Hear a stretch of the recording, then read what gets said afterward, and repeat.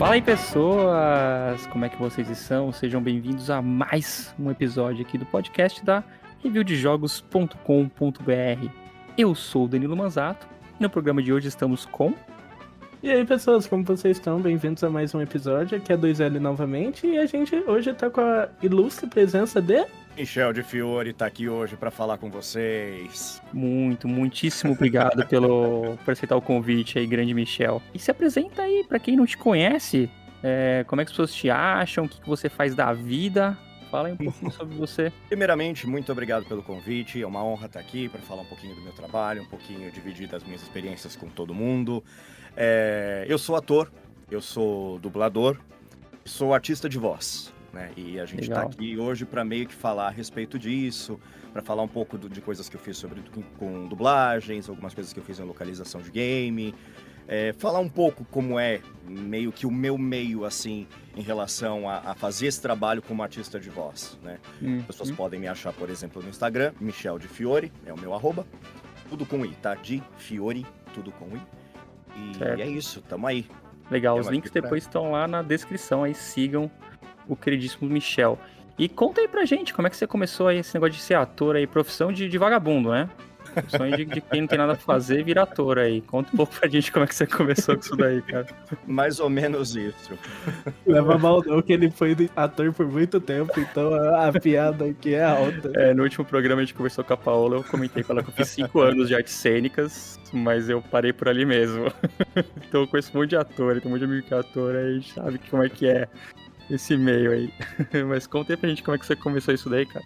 Não, mas basicamente é isso mesmo, né? A gente recebe uma carteirinha que parece que a gente não trabalha, né? As pessoas perguntam, você fala, né? Por exemplo, não, eu sou ator, eu faço teatro, eu trabalho como ator, as pessoas olham, mas você não trabalha, você só faz isso mesmo? Você trabalha com o quê, né? Você trabalha com o quê? E eu trabalho com isso há muitos anos já, né?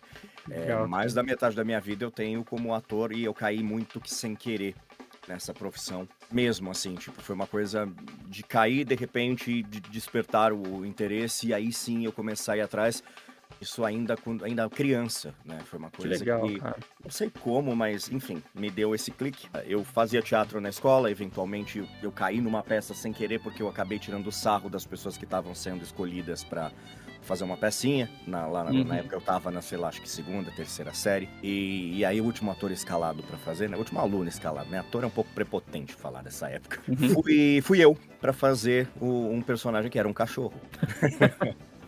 É sempre assim. Sempre assim, e aí, cara, é muito complicado, porque a gente já começou com peça, então já tinha que fazer peça de teatro na frente da escola, e isso por si só já é um bullying absurdo, de certo ou de errado, né. Sim. E aí meio que eu fui, e aí fiz, e aí na minha estreia eu tava com um figurino todo meio branco, meio cinza, de cachorro lá, e eu acho que eu fiquei nervoso, meu nariz sangrou, manchou toda a minha roupa. Mas fui pro palco, acabei indo fazer a peça, né, fiz essa peça que chamava Margarida Friorenta, título assim, tipo, top, sabe? Mas foi um Porque a professora de educação artística escolheu, né? Não, nessa época a gente não tinha nem professora de educação artística, era uma professora pra tudo, né? Porque ainda nem dividia muito as Segunda coisas. série ali, é isso aí mesmo, né? É meio que vai, entendeu? Tipo, a gente ou tá fazendo isso ou tá colando bolinha de papel crepom no cabelo da Emília, assim, sabe? Tipo, do tipo de interação. E aí fui. E aí no ano seguinte a gente acabou fazendo uma montagem de uma outra coisa, uma coisa meio escolinha do barulho, uma coisa meio mais bagunçada, assim, pra fazer uma coisa. E a gente produzindo texto e tal, e aí eu comecei a ver que aquilo, na verdade, era muito interessante. Nessa época, eu já comecei a fazer o teatro, né? Eu comecei a fazer alguns trabalhos, na verdade, eventuais, trabalhos não remunerados, para eu aprender um pouco, para eu focar um pouco. Foi uma época que teve um boom de internet, né? A internet estava começando a chegar no Brasil, então, assim, só um pouquinho antigo, quando eu cheguei aqui tudo realmente era mato. E aí começou-se a falar muito sobre dublagem. E aí eu comecei a ter uma associação com aquilo também, porque como a minha tia trabalhava numa locadora quando eu era pequeno, eu sempre alugava VHS. Pra quem não sabe o que é VHS, é um negócio quadrado que passa filme no lugar antigamente do que era em DVD. E eu E digo você isso. tem que rebobinar. Exato, e eu digo isso baseado realmente numa conversa que eu tive outro dia com uma, com uma menina de 15 anos, que ela falou, é um negócio quadrado que vocês usavam pra ver filme? Eu falei, sai Não, daqui. era um negócio quadrado que acordava a família inteira se você fosse assistir de madrugada. Sim, e na verdade nem era quadrado, né? Era um retangular, né? Você dava um Mas era stop isso. no videocassete, o bairro inteiro sabia, ó lá, tá assistindo o filme. E por essa hora deve ser filme de sacanagem. Muito provavelmente. Mas realmente, era um aparelho que ele fazia, né? Tinha um barulho de um transformer, né? Pra rebobinar a fita, pra voltar a fita, pra dar play, pra ejetar a fita. Então aí todo mundo sabia que você tava realmente tirando o filme, né? Era terrível. E como eu alugava muita fita, né? Sem ter que pagar, sem ter que entrar naquela coisa de alugar na sexta-feira pra devolver na segunda, a fita ficava às vezes comigo dias, porque assistia desenho, né, nessa época. Então, tinha uns títulos que já não saíam mais, e eu assistia tanto aquilo que eu repetia aquelas falas, eu decorava aquelas falas, e eu meio que entrei nessa de começar a mostrar pros meus amigos, sabe, criança atentada que quer mostrar, que sabe que decorou e tal, e repetiu o filme inteiro? Era eu. Nesse caso. E aí eu comecei a entender, quando começou a se falar de dublagem, que isso era um trabalho que o desenho realmente não falava. A gente tá falando aí do Michel com uns 10 anos, tá? Pra vocês terem ideia. Legal. E que os desenhos realmente não falavam, que tinha alguém por trás. A hora que você realmente para pra pensar e fala, putz, deixa eu entender o que é isso. E aquilo me deu um clique. Eu falei, cara, eu quero fazer isso aí.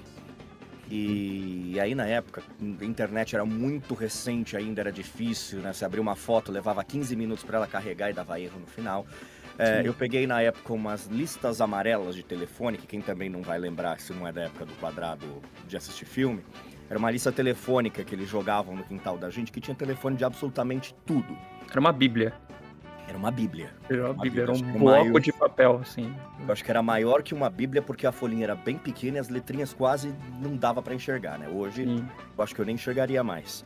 E eu comecei a procurar estúdios de dublagem pra tentar saber como é que era e tal, não entendia muito bem. E aí eu consegui uns telefones na época, liguei, fui fazer um estágio, tipo, conhecer pra saber como é que era. E aí achei legal. E aí eu precisava entrar na questão de pagar um curso pra fazer aquilo. Só que o que acontece? A gente entra na profissão de vagabundo.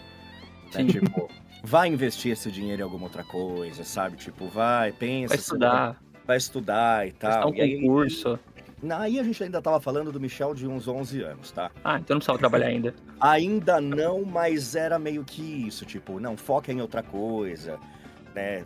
A minha mãe sempre trabalhou com finança, meu pai sempre trabalhou com a parte de tecnologia, então, tipo, jura? Tipo, vai brincar de ser ator, só que falta, né?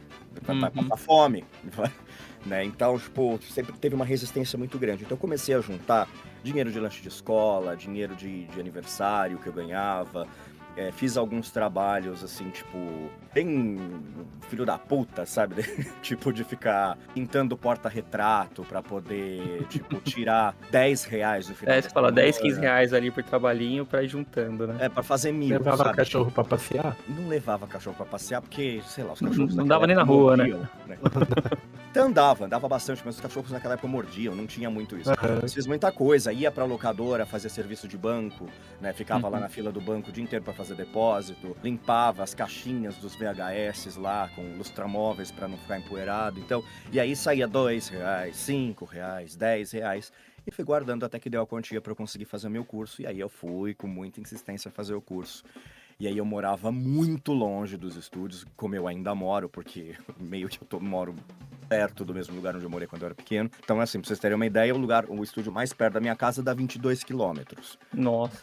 E eu faço esse caminho já há mais de 20 anos, né?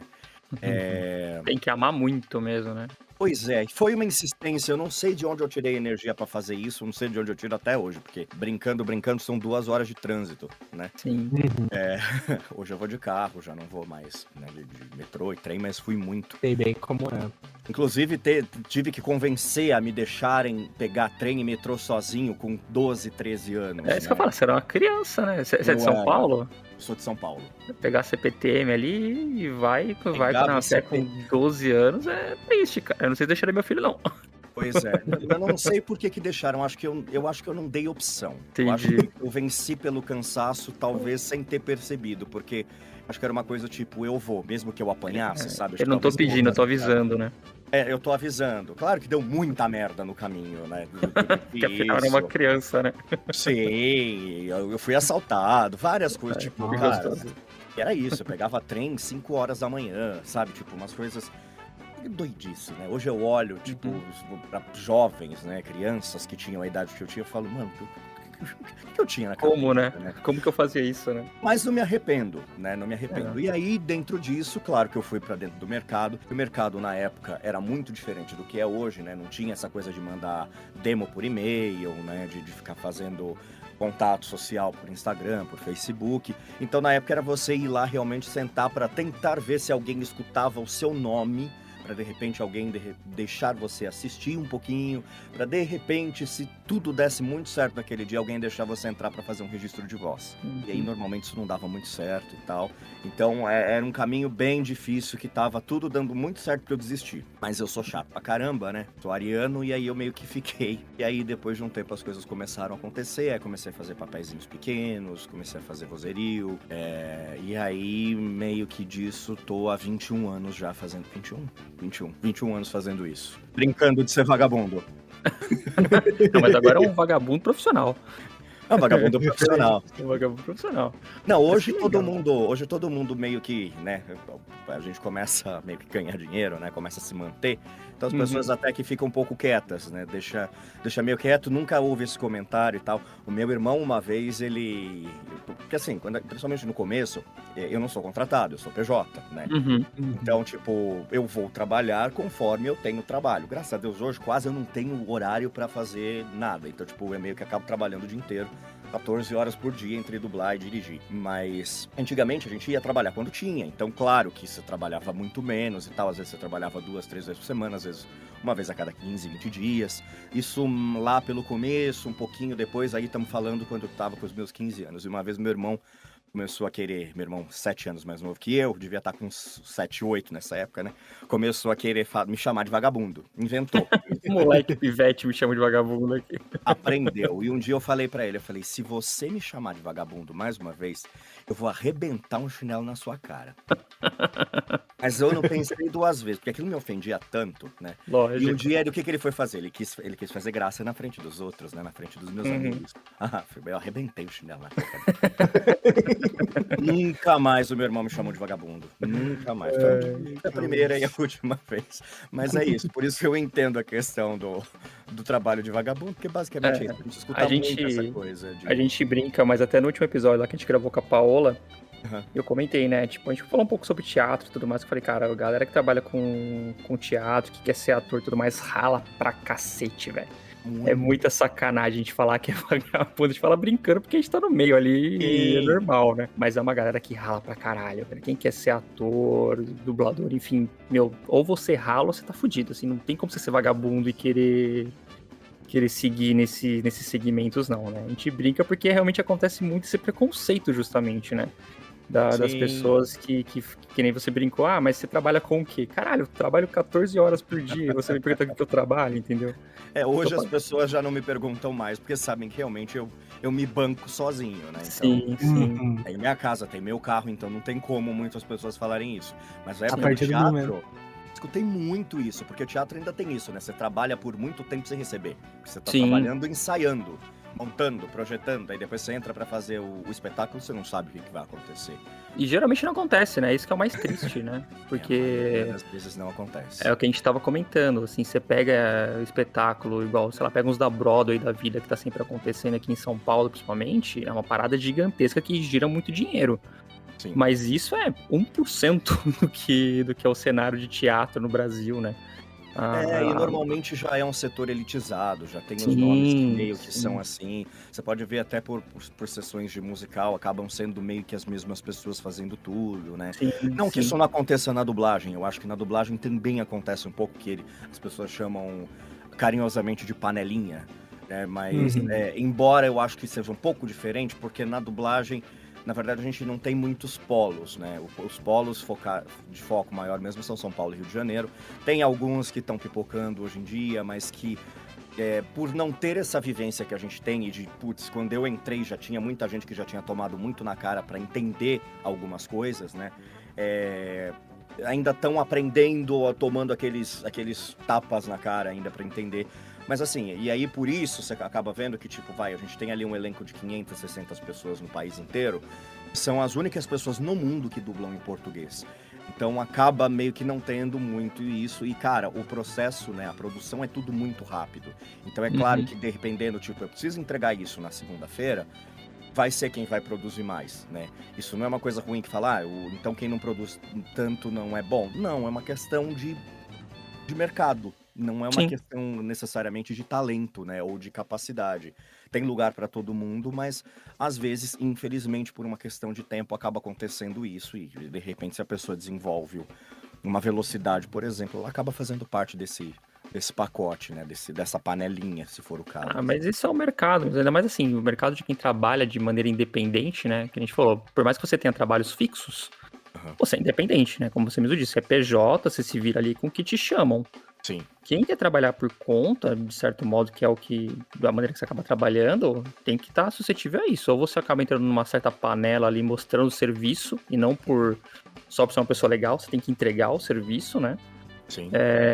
E aí você vai ter trabalho sempre. Do contrário, meu filho, se você é uma pessoa que sabe fazer muito bem, você não se joga de verdade, não se joga com vontade, não mostra trabalho, e vai querer que as coisas caiam no seu colo, você tá fudido. Você não vai entrar nunca no mercado, assim. E, cara, você contando sua história com 11 anos, cara, com 11 anos eu queria ser um Cavaleiro do Zodíaco, tá ligado? Eu imaginava ser um... É que eu fui um Cavaleiro do Zodíaco com 7. Então. 6, 7. Eu estudava numa escola que tinha uma muretinha, inclusive, eu enchia minha mochila de livro pra ela pesar, tipo, meia tonelada. Aí é como se fosse aquelas bags de motoqueiro mesmo, que os Cavaleiros do Zodíaco usam. Né? Eu correndo, a gente pulava. Eu quase arrebentei os 2 joelhos uma vez que eu caí dessa mureta. Que gostoso, hein? De joelho. Por causa desse peso, deu contrapeso, eu caí. Mas eu fui Cavaleiro do Zodíaco, fui Power Ranger, briguei na escolinha por causa disso. Então, eu tive essa parada desde cedo com desenho, cara. De assistir desenho e querer ser desenhista. A minha parada era essa, assim. Legal. Tentei. Com o Cavaleiro do Zodíaco, assim, fala assim, eu quero isso na minha vida. Aí eu comecei a desenhar. Aí também quando eu tinha uns 14, 15 anos, meu pai falou assim, eu posso te pagar um curso só. Você quer desenho ou você quer inglês? Eu, desenho. Não pensei em fazer isso. Inglês eu aprendo jogando videogame. Okay. E aí fui ser desenhista, eu comecei a estudar desenho, depois fui pro design, né? A vida seguiu. Mas eu entendo esse negócio, cara, quando você fala assim, que bateu o clique, que você falou assim, cara, é isso que eu quero pra minha vida. E que da hora, cara, que da hora pensar que desde cedo, assim, você já foi atrás e já deu tudo certo, cara. Bela história aí de vida. Realmente uma bela história. Meio doido, né? Porque é isso que eu falo, eu tenho mais da metade da minha vida trabalhando, eu tô com 34, né? E, cara, comecei com 12, então é isso mesmo, sabe? A quanto tenho 21 de carreira. Então é meio doido, porque eu faço isso praticamente a vida inteira, né? Sei lá. Investi muito da minha adolescência nisso, né, e tal. De repente, sei lá, não fui muito porra louca, de repente, sabe assim. Mas vale a pena a jornada, cara. Valeu. Só que hoje eu sou um senhor de 34 anos, né? Basicamente. Somos todos senhores, né? Não, valeu a pena, cara, porque você construiu uma carreira bem legal aí.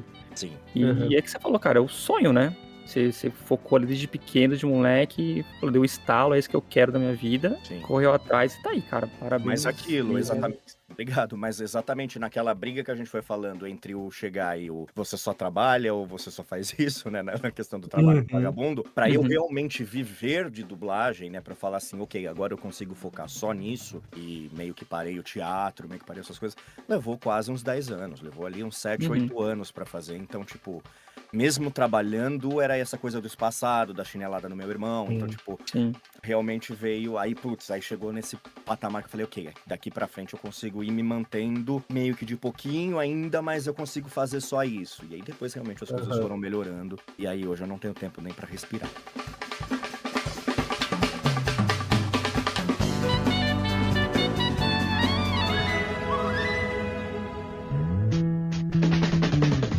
pequeno Michel lá de 11 anos assistiu o Rei Leão, falou, quero fazer isso na minha vida. Decorar, sabia todas as falas. É, Rei Leão é maravilhoso. Assistiu lá o Rei Leão, decorou as falas, quero fazer isso da minha vida, foi atrás, correu, foi fazer teatro, fazer as coisas. Nesse meio tempo, que nem você falou, demorou até eu conseguir ali me sustentar só de dublagem. Mas você chegou a trabalhar também com outras coisas? Ou, tipo, você conseguiu sempre trabalhar meio que dentro desse meio mesmo, assim, sabe? Entre dublagem, atuando... Cara, quando eu tava começando, eu que ainda fazia um pouco desse serviço de banco, eu já tava começando a querer dublar, mas ainda, tipo, precisava ter o dinheiro pra poder ir até os estúdios, que era muito pouco, mas precisava. Mas você é adolescente ainda, né? Tipo, isso nos seus 14, 15 anos ali ainda, né? Bem adolescente. Isso, ali naquela época eu ainda fazia um pouco disso, ainda pegava umas coisas meio que de artesanato pra fazer, trabalhei com uma amiga minha fazendo mosaico, então às vezes tirava uma graninha ali também. Fora isso, eu fazia teatro, então algumas apresentações isso meio que vinha um retorno financeiro, outras eu só me ferrava mesmo. Eu cheguei a fazer 5 peças ao mesmo tempo, com 15 anos, né? E dublar, e estudar, e era, tipo, loucura. Eu não sei como é que eu não fiquei louco naquela época, mas... E era muito gostoso, eu gostava. Eu cheguei a decorar a peça de um dia pro outro, porque o ator que fazia a peça sumiu e eu tava entrando... pra fazer uma outra peça com aquela produção. Eles falaram, você consegue decorar o texto disso aqui pra amanhã? E aí entrei meio que... Hoje eu não tenho a menor capacidade mental pra decorar mais um texto assim, mas decorei e tal. Eu sou formado em gastronomia também, eu me formei depois em outra coisa, então eu cheguei a trabalhar com feira, cheguei a trabalhar com desenvolvimento de produto, e aí exatamente por eu já ter um tato muito grande com o público, por sempre ter trabalhado com grandes públicos, a minha função era realmente isso, testar produto e fazer treinamento para promotor, fazer apresentação de produto em feira. Eu sempre tive o público para trabalhar, né? Então, legal.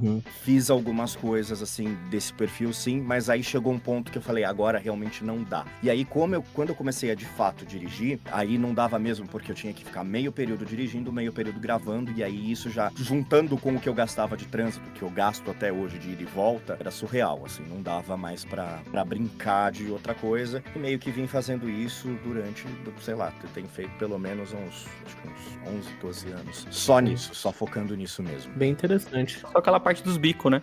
Tem que fazer uns bicos pra ir levando, tocando a vida, né? Assim, não, e pode ser que em algum momento ainda precise fazer, né? A pandemia era uma coisa que a gente não sabia realmente o que ia fazer.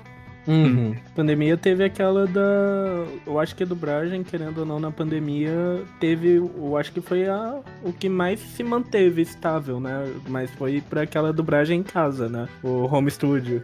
Foi, mas a gente não sabia o que ia acontecer. Porque quando a gente começou a falar, a gente achou realmente que ia parar 15 dias, e os estúdios já estavam bravos, porque realmente tinha muita coisa pra entregar. Só que aí começou a ter, de fato, a pandemia, porque a gente parou um dia antes de ter totalmente lockdown. E aí, quando teve o lockdown total da cidade, todo mundo achou que seria 15 dias, todo mundo meio que deu uma baixadinha de bola, teve cliente que acabou ajudando, falando, não, realmente a gente vai segurar um pouco esse material. Só que a gente começou a ver que aquilo não ia ter prazo pra acabar. E aí, exatamente por uma questão de ter tudo muito legalizado, pra isso não virar uma zona, pra não entrar qualquer pessoa fazendo, sem estar ali de fato habilitado pra aquilo, porque a gente precisa ter o DRT de ator e tal. Então, qual era o padrão de microfone, como as pessoas iam gravar, o que a gente ia ter de dinheiro pra investir, porque muita gente teve que comprar equipamento, teve gente que alugou e tal, porque era isso, de repente do dia pro outro, vamos começar a gravar amanhã, remoto, então tipo, putz, preciso de um cômodo pra isolar, e vou gravar dentro do guarda-roupa, que microfone eu preciso comprar, não tenho dinheiro pra comprar esse, mas vou comprar o outro, o meu computador não comporta o vídeo, a minha internet não chega, então foi um tumulto, eu acho que foi um tumulto ainda de pelo menos uns 4 meses, e a gente foi meio que se adaptando, e aí depois de um tempo que a gente viu que realmente aquilo ia demorar muito, aí muita gente foi mudando, ou deveria,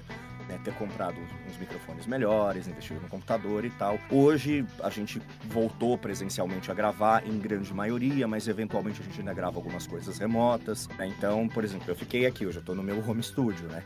Porque eu falei, né, que a gente não tem felicidade, né? O meu computador hoje em dia não queria funcionar. E aí, então tem esse ambiente, a gente tem esse lugar pra poder trabalhar. E aí a gente, sim, durante a pandemia a gente teve um lugar muito privilegiado de poder trabalhar, porque deu certo. Mas assim, poderia ter corrido um risco de passar, sei lá, 2 anos realmente sem trabalho nenhum. Sem trabalhar, complicado. E aí, sei lá o que a gente ia fazer, não sei mesmo, sabe, assim, tipo, nem tanto até por sair de casa, se a gente ia se arriscar e tal, então foi foi complicado. A gente teve dublador que morreu de Covid, né? Que saiu de Sim. casa uma única vez, pegou e acabou. Muitos, né? Então, assim, deu um certo pânico de algumas coisas. Mas passou, deu certo e tal. Então, a gente conseguiu. Mas em algum momento desse, talvez a gente precise fazer alguma outra coisa no meio. E sei lá, não sei o que seria, mas teria, né? Porque a conta não para de chegar. Nunca Então. para. Michel, falou que tá há bastantes anos aí, você hoje em dia já tá bem reconhecido, né, como vozes famosas, como o próprio Neji lá no Naruto, o Icaris no Eternos, agora o Luis no Resident Evil 4 Remake, né?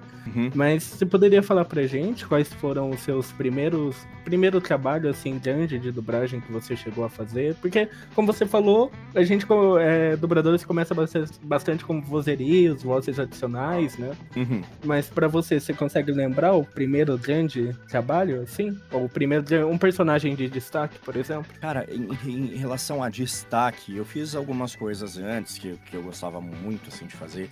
Um desenho que chamava Futebol de Rua, que eu cheguei a fazer, que era bem legal. Fazer o Fred, que era o vampiro.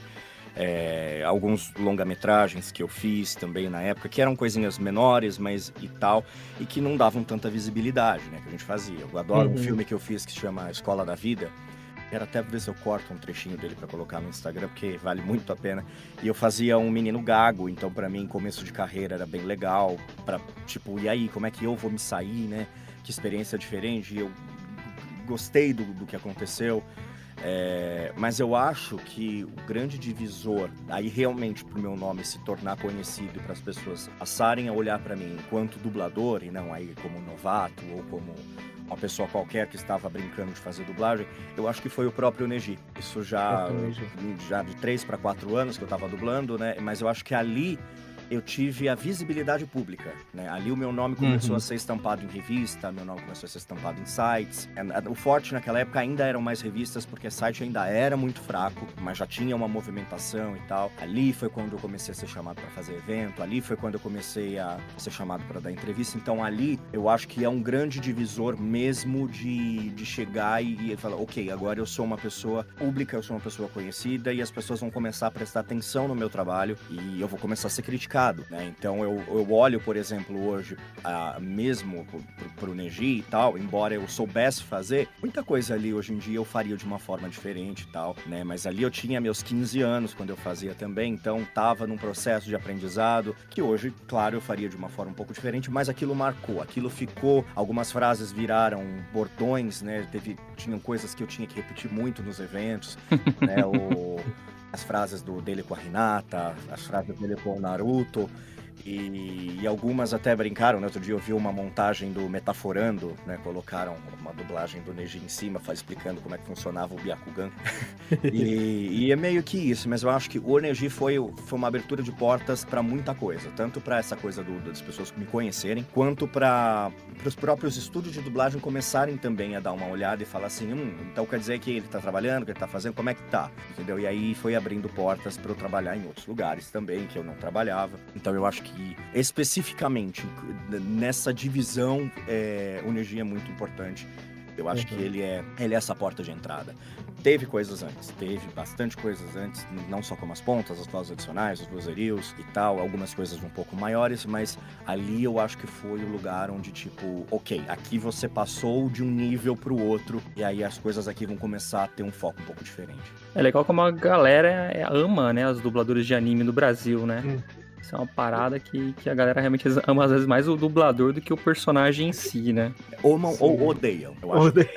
Sim, porque existe também, tem pessoas que detestam, odeiam com toda a força, e tá tudo bem, faz parte dessa loucura. É meio que é o jeito da gente entender, e às vezes até o pessoal mistura o personagem e tal, não gosta, e aí começa a odiar o dublador, ou porque simplesmente não gosta mesmo e tal, e aí envolve muita coisa, mas aí vendo de uma outra visão hoje em dia, porque como tem contato, e assim, cara, tem muito dublador que é ser humano, mas também tem muito dublador que é ser humano que, caramba, né? E aí, tipo, não ajuda também, né? Sim. Tipo de contato com as pessoas, mas o dublador de anime é muito do anime ele é muito valorizado, ou vai ter o pessoal que vai chegar e falar, eu prefiro assistir no original e tal, sabe? E aí tem o pessoal que, eu odeio você também e tal. que faz parte. Nem quando você faz um vilão na televisão, no teatro, e tal, que você sai apanhando no final, na saída do teatro. É muito comum. Pior que acontece muito. E o Neji é interessante que ele é um personagem que foi como você falou, a virada de chave, né? Uhum. E é um personagem que levou bastante anos, porque Naruto foi bastante longo, né? E até no Shippuden, quando teve quando começaram a dublar novamente o Shippuden, que infelizmente pararam, né? Uhum. Mas você levou esse personagem por bastante anos da sua vida, né? Eu acho que eu vou levar ainda por um bom tempo, viu? Porque Uhum. isso, não vem, né? A gente não terminou, mas ainda não vem. Mas sim, Não vem. cara, acho que a gente já deve estar quase ainda, não tá um pouquinho longe, mas 18 anos já deve estar aí no meio, talvez, daqui a pouco vai pra 20. E é muito engraçado, porque a gente realmente fez um pouquinho da fase clássica, ficou acho que 1 ano, 2 sem trabalhar, veio mais um pouquinho, foi pra outro estúdio.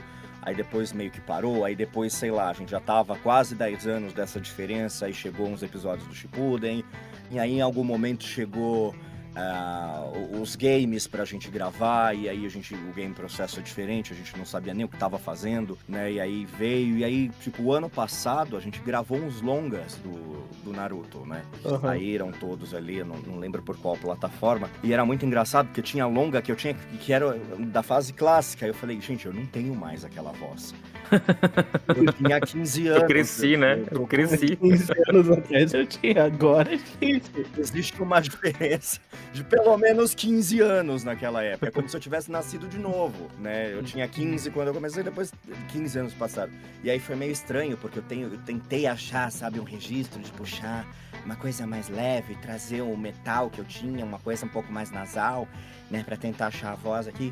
Não era muita coisa, mas eu falei, cara, que difícil. E aí teve uns momentos que a gente tinha que fazer ele mais velho, mais novo e tal, então tinha que intercalar a voz, porque no Shippuden eu fazia ele mais pesado. Então é legal, é muito interessante esse trabalho, mas eu tenho medo de chegar, sei lá, nos 50 anos ainda dublando.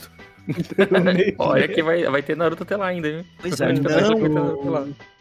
Talvez eu não chegue, né? Talvez a gente não chegue junto, Neji e eu. Mas é muito complicado, né? Vai ter um novo jogo agora também, né? Que provavelmente vai ser dublado, já que o Storm 4 foi, né? Uhum. Então vai ter bastante trabalho aí pra ti. É possível. Como Neji. Isso a gente sempre espera, né? A qualquer momento pode chegar uma leva de Shippuden pra fazer. Tá, vamos lá, porque tá bom, é meio esquisito, né? Teve o Boruto, né, que saiu, acho que meio recentemente, alguma coisa assim, né? Sim, aí tem aquelas voltas no passado também, né? Não, mas aí eu não tive participação, mas aí basicamente... Não teve? Mas as pessoas estavam fazendo, eu falei, gente, olha que doido, né? Não, personagem, né? Tem um gapzinho ali da história deles. Há um carinho também, né? Mas é tipo... Eu tô fora, gente. Eu não quero mais, né? Mas, cara, pra você devia ser muito doido, né? Porque, como você falou, você fazia isso com 15 anos, quer dizer, 15, 16 anos, quando você ia no evento, era a galera da sua idade curtindo o seu trabalho, né? Mas isso é engraçado até hoje, porque às vezes eu vou hoje fazer evento, e aí chega aqueles marmanjão de 1,90m, com barba branca, segurando o filho no colo e fala, pô, você fez parte da minha infância. E aí eu olho pra cara Porra, dele, a primeira coisa que eu penso, né, tipo, mano...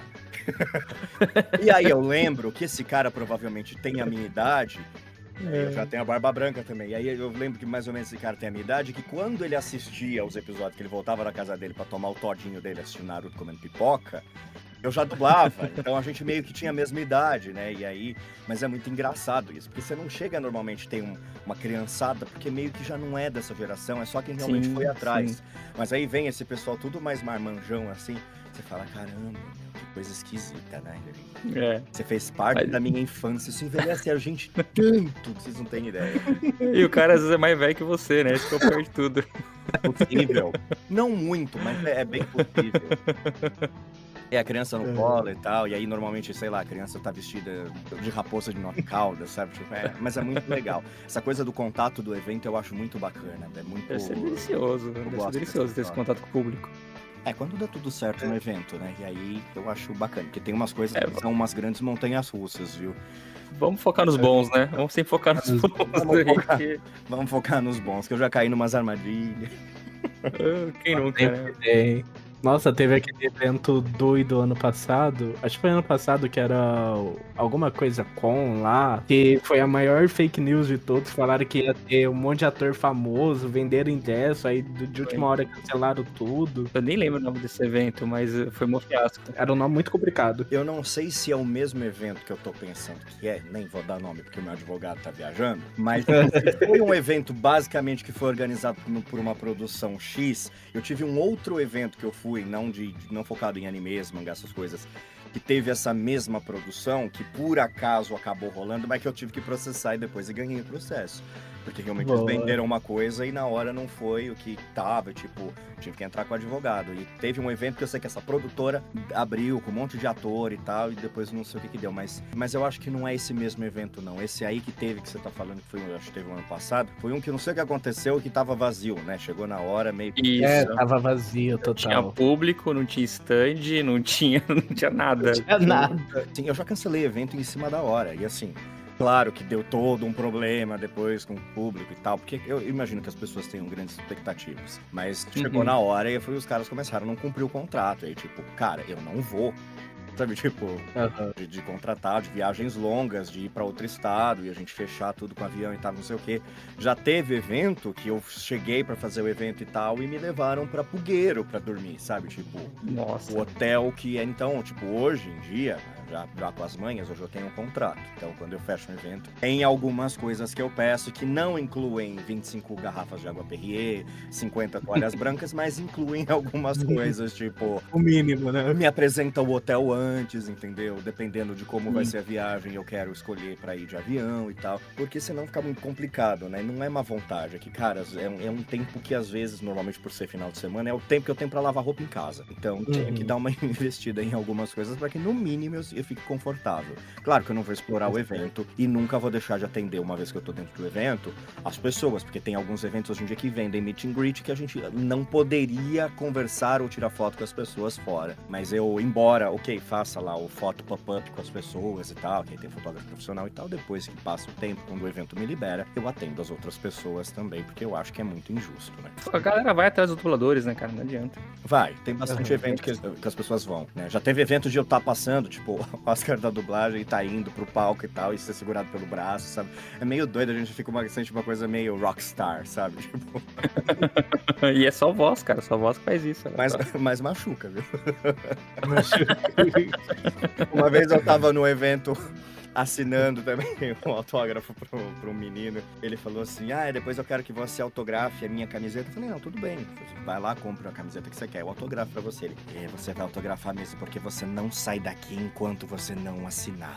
Só que ele, ele falou tipo assim, olhando pra minha cara, eu falei, eu vou precisar de segurança. O meu Gollum, né? Mas é muito raro isso acontecer, e eu assinei depois, claro que não teve problema nenhum, mas você não sabe o que você vai se sujeitar ali, é meio esquisito, e às vezes você chega e ninguém sabe quem você é, daqui a pouco você não consegue ir no banheiro mais. É meio doido. Mas é gostoso, legal. É gostoso, é legal. Você falou agora há pouco, quando chegou o Neji pra te dublar depois de anos, a versão jovem dele, você teve que fazer uma preparação, né? Você tem alguma preparação específica pra sempre que você vai dublar qualquer personagem, ou pra cada personagem você faz uma preparação diferente? Eu tento ir pra um caminho diferente, porque eu acho legal as pessoas não associem o Michel dublando tal personagem, e sim que o personagem tenha uma voz específica. Ele tenha aquela voz para aquele personagem que não necessariamente, claro que vai acontecer, mas não associar muito um personagem com o outro, para que eles tenham personalidades próprias, para que quem não sabe que aquilo é dublado realmente não vai associar e parecer tudo, porque tem dublador que faz tudo igual. E eu acho chato. Eu gosto de fazer. Eu também. Só que assim, não dá muito tempo para ter preparação, porque a gente não é avisado previamente sobre o que a gente vai fazer. Então, tanto para teste quanto pra gravação, você entra no estúdio, você vai lá, pega as coisas e fala assim, beleza, a gente vai fazer um filminho do Naruto e tal, então pega aí a ceninha lá do Neji, aí quando eu tô vendo na tela eu já vejo que é ele novo, né, e não ele na versão do Shippuden. E aí eu tenho que acionar um gatilho que tem que funcionar isso no máximo em 1 minuto, pra eu tentar achar isso, pra eu tentar achar essa voz, pra eu tentar achar essa possibilidade. Então eu escuto, dou uma treinadinha em algumas coisas e meio que vou. Claro que tem gente que não vai nem ter esse tipo de preparo e já vai do jeito que for e faz tudo igual e tá tudo bem. Eu ainda tento fazer uma coisinha assim, tipo, putz, deixa eu pegar, deixa eu pensar. Algumas coisas, hoje em dia a gente não entra mais com o celular no estúdio por uma questão de sigilo, né? Pra não fotografar e tal, não vazar nada. E pro estúdio não ter risco, né? Tipo, vazou tal coisa e pode ter sido daí, e aí, você entrou com o celular. Mas eu, normalmente, quando eu ia gravar alguma coisa, primeiro eu gravava, sei lá, a primeira cena pra eu ter uma afinação daquilo. Eu ainda faço isso com games. Né, tipo, gravo uma frase pra eu lembrar, tipo, a minha afinação pra fazer esse personagem foi nesse caminho, né? E aí, tipo, beleza. Aí, dali pra frente eu escuto, eu consigo já tacando meio que pau pra ir fazendo o restante. Mas não tem muito tempo pra fazer preparo, não. Como eu falei, é meio que pastelaria algumas coisas. Você tem que chegar e tem que produzir. Dá pra fritar na hora, né? Se vira. E às vezes é isso, demora muitos anos, às vezes, pra chegar as coisas. Tipo, claro que, assim, emocionalmente, eu acho que tem um lugar que a gente vai buscar ali dentro da cabeça que meio que vem um pouco daquilo, naturalmente, até pela expressão do personagem, né? Mas às vezes precisa dar uma buscada, assim, pra, tipo, buscar, e assim, que nem eu falei do game, o game a gente não tem a imagem, né? O game a gente grava sem. Então eu preciso ter uma afinação, tipo, deixa eu ver como é que é tal coisa. Ok, peguei, vamos lá. Aí a gente pode gravar a partir daqui. Qual que foi pra você o trabalho mais desafiador que você já realizou e o gratificante, sabe? Quando você pega e, putz, esse trabalho realmente foi difícil. Perdi minha voz nesse trabalho. Teve algum, assim? Cara, perder a voz não é uma coisa muito incomum, não, comigo. Porque o pessoal me escala muito pra personagem que grita, né? Personagens muito doidos, assim, que tem uns picos. E eu já falei, inclusive, que eu não quero fazer mais, porque já fiz muito e machuca, né? Uma coisa que não é muito... E eu acabo ficando assim, né? Meio rouco, meio zoado. Inclusive, isso que a minha voz estar um pouco rouca exatamente por um trabalho desses. Mas, cara, desafiador e um trabalho que foi muito gratificante pra mim foi Gotham, né? Porque o Gotham eu tive que criar ali mais ou menos uns 5 personagens diferentes em cima do rosto do mesmo ator, seguindo uma interpretação que ele já tinha feito, que era uma base muito boa pra eu seguir. E sendo normalmente 2 desses personagens conversando entre si e não parecer que era eu dublando os 2, né? Então, eu fiz ali meio que 3 fases do Jerome, né? E eu gravei mais umas 3 fases diferentes do Jeremiah, que era muito essa mudança de tom, né? Então, eu já fazia o Jerome uma coisa mais aqui, mais colocada na garganta, e aí quando ele tem a boca cortada, uma coisa mais colocada aqui, que às vezes eu até gravava com um pedaço de durex na boca pra não esquecer. Tinha que fazer assim. E aí depois quando entra o irmão é mais calmo, então eu fazia com mais ar, uma coisa mais pacata, e depois ele tem uma mudança, e aí eu colocava ele mais sombrio, trazia ele pra cá pra um tom bem de desafiar as pessoas, e depois tem o final, que já vem uma coisa mais aqui, né? Então, cara, aquilo era muito doido. Artisticamente era um trabalho de ator muito foda de fazer, e as possibilidades, e isso também, eu não sabia de nada. Então, por exemplo, o dia que eu comecei a gravar 2 personagens, né, os 2 irmãos, eu tava na estante e falou, o que, agora você vai gravar o irmão dele? Eu falei, oi? É o mesmo ator, né? É o mesmo ator. Aí você fala, cara, peraí, deixa eu ver qual que é o caminho, então tem que olhar pra cara dele, tem que ver como é que ele tá numa postura mais aqui, ele tá acuado, ele tá com medo, beleza, vou colocar ele mais aqui embaixo, não vou colocar muita pressão pra ele fazer, porque um tá pressionando, o outro tá sendo pressionado, então ele tem uma coisa mais trêmula na voz, ele tem bastante ar pra fazer, e aí a gente foi indo, e aí daqui a pouco ele se transforma daquilo pra outra coisa. Era meio doido, assim, mas, cara, era muito louco de fazer aquilo, muito, muito mesmo, e eu fazia com o pé nas costas. Eu adorava, eu surtava fazendo aquilo. E deve ser realmente gratificante quando as pessoas descobrem que é você fazendo as mesmas vozes, né? Outras vozes pro mesmo personagem e tal. Isso deve ser muito gratificante, né? Eu acho que as pessoas mentem pra me agradar, mas em alguns casos as pessoas falam realmente, nossa, eu não tinha associado que era você. E aí, pra mim, eu acho que não mente não, cara. Eu acho que não mente, porque você fazendo esses pedacinhos aqui agora pra gravação, de fato, muda muito, assim, é bem diferente. E é muito da hora, cara. Eu acho o trabalho de dublagem, eu acho foda. Não é só porque você tá aqui, não, mas é porque eu te acho foda esse trampo aí, mas cara. E quando você consegue fazer isso, a gente até comentou com a Paola do trabalho da Carol Moreira. Acho que é Carol Moreira, esqueci o nome dela agora. Depois eu me corrijo. Que aí eu pesquiso aqui, a dubladora. É a que faz ela nos games, ela faz a Abby, e no anime ela faz o Luffy. Carol no anime do One Piece ela faz. É Valença? Eu não lembro se é Valença Luffy o nome dela. do One Piece? Do One Piece. Isso, é Valença. Carol Valença. Cara, tava comentando isso com a Paula. O dia que eu descobri que ela era o Luffy, tipo, meu mundo caiu, assim. Eu falei, caralho, como assim ela? Porque eu tava acostumado a ouvir a voz dela no The Last of Us. E eu nunca na minha cabeça ia pensar que a mesma voz da Abby faz o Luffy. Nunca, assim, nunca.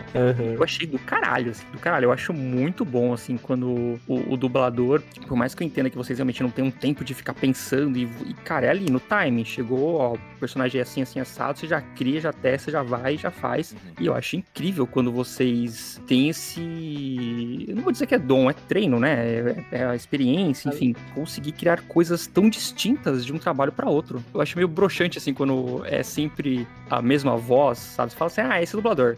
Você sabe quem que é, porque o cara sempre faz a mesma voz pra tudo. Mesma voz, a mesma interpretação, tudo igual, né? É ok, é uma assinatura. De repente a voz do cara já é o suficiente pra Mas não aquilo, é né? pra ser. Não é a gente que tá fazendo, entendeu? Não é pra ser. E aí, quando você consegue pegar um dublador e você fica falando assim, caralho, é ele? Sabe? Tipo, você fala assim, que aquele trabalho que você ouvia é o mesmo cara que você tá ouvindo agora e é uma voz completamente distinta, eu acho do caralho. Eu acho incrível quando chega nesse ponto do trabalho, sabe? De você simplesmente não saber quem é o dublador. Eu não sei quem que é. Não sei quem que é essa voz. Aí quando você vai ver assim, tá, agora eu sei quem que é. Quando você vai ouvir outros trabalhos. Eu acho isso animal. Acho animal quando vocês conseguem fazer isso. É legal, às vezes fica um negócio, você fala, putz, eu sei quem é, mas eu não tô lembrando. E aí você fala, a voz me soa, mas não chega. E aí você fala, putz, que legal. Você vai olhar e fala, mas é que tá um pouco diferente. Já é um caminho muito legal. Mas é uma coisa de realmente ter um interesse, de criar repertório, de você observar coisas na vida e você trazer aquilo como característica, de você pegar pessoas que você vê que são específicas e trazer aquilo para um repertório seu. Você treinar a extensão vocal para realmente você poder chegar em lugares bacanas. Mas tem gente que que assina acima de tudo e qualquer coisa, né? Eu não acho legal, eu não acho interessante pra dublagem eu chegar e colocar a minha assinatura, né? Vai ser dublado pelo Michel, vai ser feito dessa forma. Não é interessante pra mim, não é interessante pra quem vai assistir. Cômodo, né? Seria muito cômodo. Cara, e vou dizer que tem alguns trabalhos que não tem jeito. A gente acaba fazendo uma coisa meio que automática. Embora eu acho que quem tem uma sensibilidade ainda muda um pouquinho alguma coisa, né? Percebe a respiração, o ritmo de fala do ator e tal, ou do documentário, que às vezes tem isso também, tem coisas que não são atores, né? São pessoas em documentários. E aí a gente tem que tomar muito cuidado pra não ficar com aquela coisa da dublagem de Bombeiro Brian, né? Como o pessoal falava. É muito falso, né? É muito falso e dá pra fazer de um jeito que fique um pouco mais natural, embora aquilo tenha um ritmo completamente diferente. Então hoje a gente dubla muito reality show e, cara, você tem que ter um ritmo completamente diferente pra dublar, que não é o ritmo, a leitura que a gente usa pra uma série, pra um desenho. É trazer aquilo pra uma naturalidade que também exige um treino, uma prática pra você suavizar aquilo. A dublagem que era feita há 10 anos atrás, hoje em dia não é mais. É diferente, né, de hoje. Talvez daqui 10 anos seja tudo muito diferente também. Então você tem que meio que acompanhando essa tendência e observando. Né? Agora, quando eu acho que eu já aprendi tudo e que meu trabalho é maravilhoso e que é isso mesmo, aí não tem mais graça.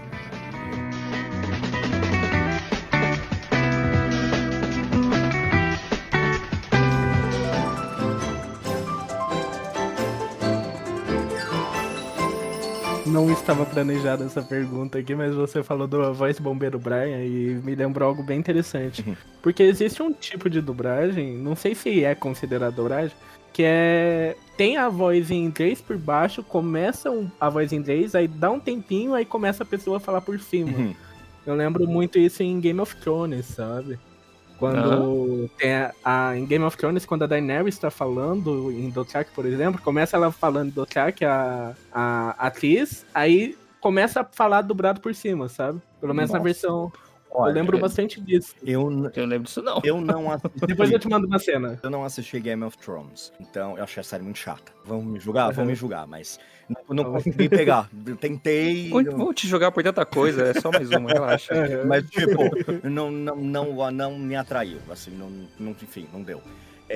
Então não sei dizer exatamente o que aconteceu naquele momento, que pode ser que por uma coisa, por ter um outro idioma, tenha sido usado esse recurso. Mas Vamos lá, existe muito, por exemplo, isso em canais, por exemplo, você vai assistir um documentário sobre crimes, por exemplo, e aí de repente vem isso daí.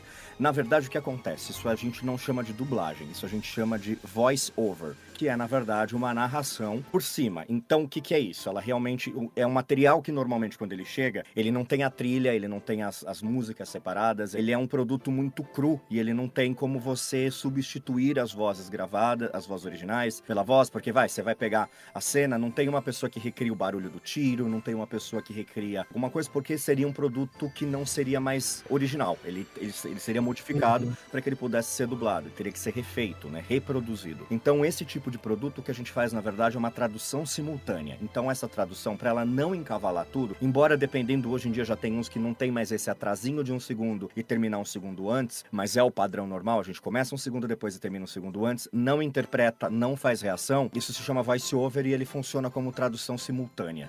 Né? E claro, você consegue fazer uma tradução simultânea de chegar e falar. Hoje, por exemplo, eu estava saindo de casa e eu vi que tinha um cachorro no meio da rua, então eu desci do carro para poder pegar o cachorro. Quando eu percebi, tinham 2 homens apontando uma arma para minha cabeça. Como eu poderia fazer?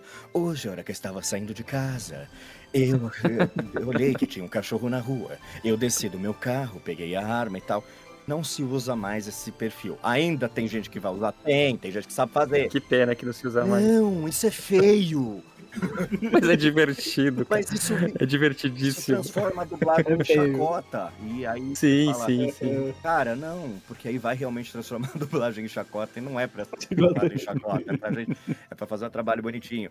E isso é muito complicado, né? Mas é uma questão até de cultural. Antigamente se usava nessa leitura mais artística. Se você pegar coisas mais dos anos 80, 70, vai ver que as dublagens tinham uma coisa de colocar tudo aqui também, de trazer uma interpretação exagerada, como no vídeo também era. Hoje em dia não, hoje quanto mais natural você dá o texto, mais você consegue fazer com que a pessoa entre dentro da história e sinta que ela tá conversando junto com as outras pessoas, né? E a partir do momento em que isso aconteceu e que as pessoas notaram que a dublagem do Bombeiro Brian tinha cara de dublagem, virou chacota, virou comédia, né? Então quando eu falo, porque as dublagens são feitas todas assim, eu vejo às vezes uns vídeos do TikTok, o pessoal que faz a boca mexendo de uma coisa, depois redubla uma coisa em cima pra parecer esse tipo de dublagem. Eu acho muito ofensivo esse tipo de coisa. Olha só. Cara, porque parece que a gente faz um trabalho muito porco. E tem muito trabalho porco e tal, mas tem muito trabalho bom também que dá pra fazer e você fala, nossa, não parece que realmente tá dublado. Mas acho que é uma coisa que ficou datada mesmo, né? Que a gente tava falando, é uma coisa, tipo, muito ali, tipo, até anos 90 ali. Será? Anos 2000, 2010, porque eu peguei um pouco disso também, e eu sou dos 2000, pô. Era muito de, tipo, de canal de TV fechada, sabe? Aqueles canais mais... Não sei explicar... Discovery, tinha bastante isso. O Voice Over tinha muito em documentário. Eu lembro de ser muito em documentário. Reportagem do Fantástico. Reportagem do Fantástico tinha esse Voice Over. Usam Voice Over. Mas realmente, assim, era bem mais caricato, né? Eu acho engraçado porque, pra mim, é nostálgico, né? Eu entendo que, realmente, pra quem trabalha com isso, vai ficar putaço. Mas pra mim é muito nostálgico. Eu falo assim, na minha época era assim. Por isso que eu acho engraçado nesse sentido. Mas é esquisito, é realmente muito esquisito, porque tira totalmente da imersão ali, né? Você fala, opa. E fica pastelão, né? Eu gravei muito vídeos incríveis, por exemplo, que era bem isso mesmo. E tinha muito esse tipo de dublagem, de trazer as coisas assim. Cara, você fala, não tem como não rir, cara. Porque é muito nostálgico. Mas se torna palhaçada, né? Fica uma coisa meio... A gente não respeita isso. E aí, tipo... As pessoas realmente não respeitam. E aí começa, putz, você faz o que? Dublagem? Mas você faz aquele tipo de voz que todo mundo parece que você tá num grande filme pornô, né? É muito ar das coisas pra falar, uma valorização. Tem personagens que eventualmente vão pedir essa leitura, mas não é a grande maioria das coisas. E normalmente fica esse sofrimento aqui, você sabe, a pessoa vai dar... Já não vira dublagem, vira partitura, sabe? Tipo... Sim.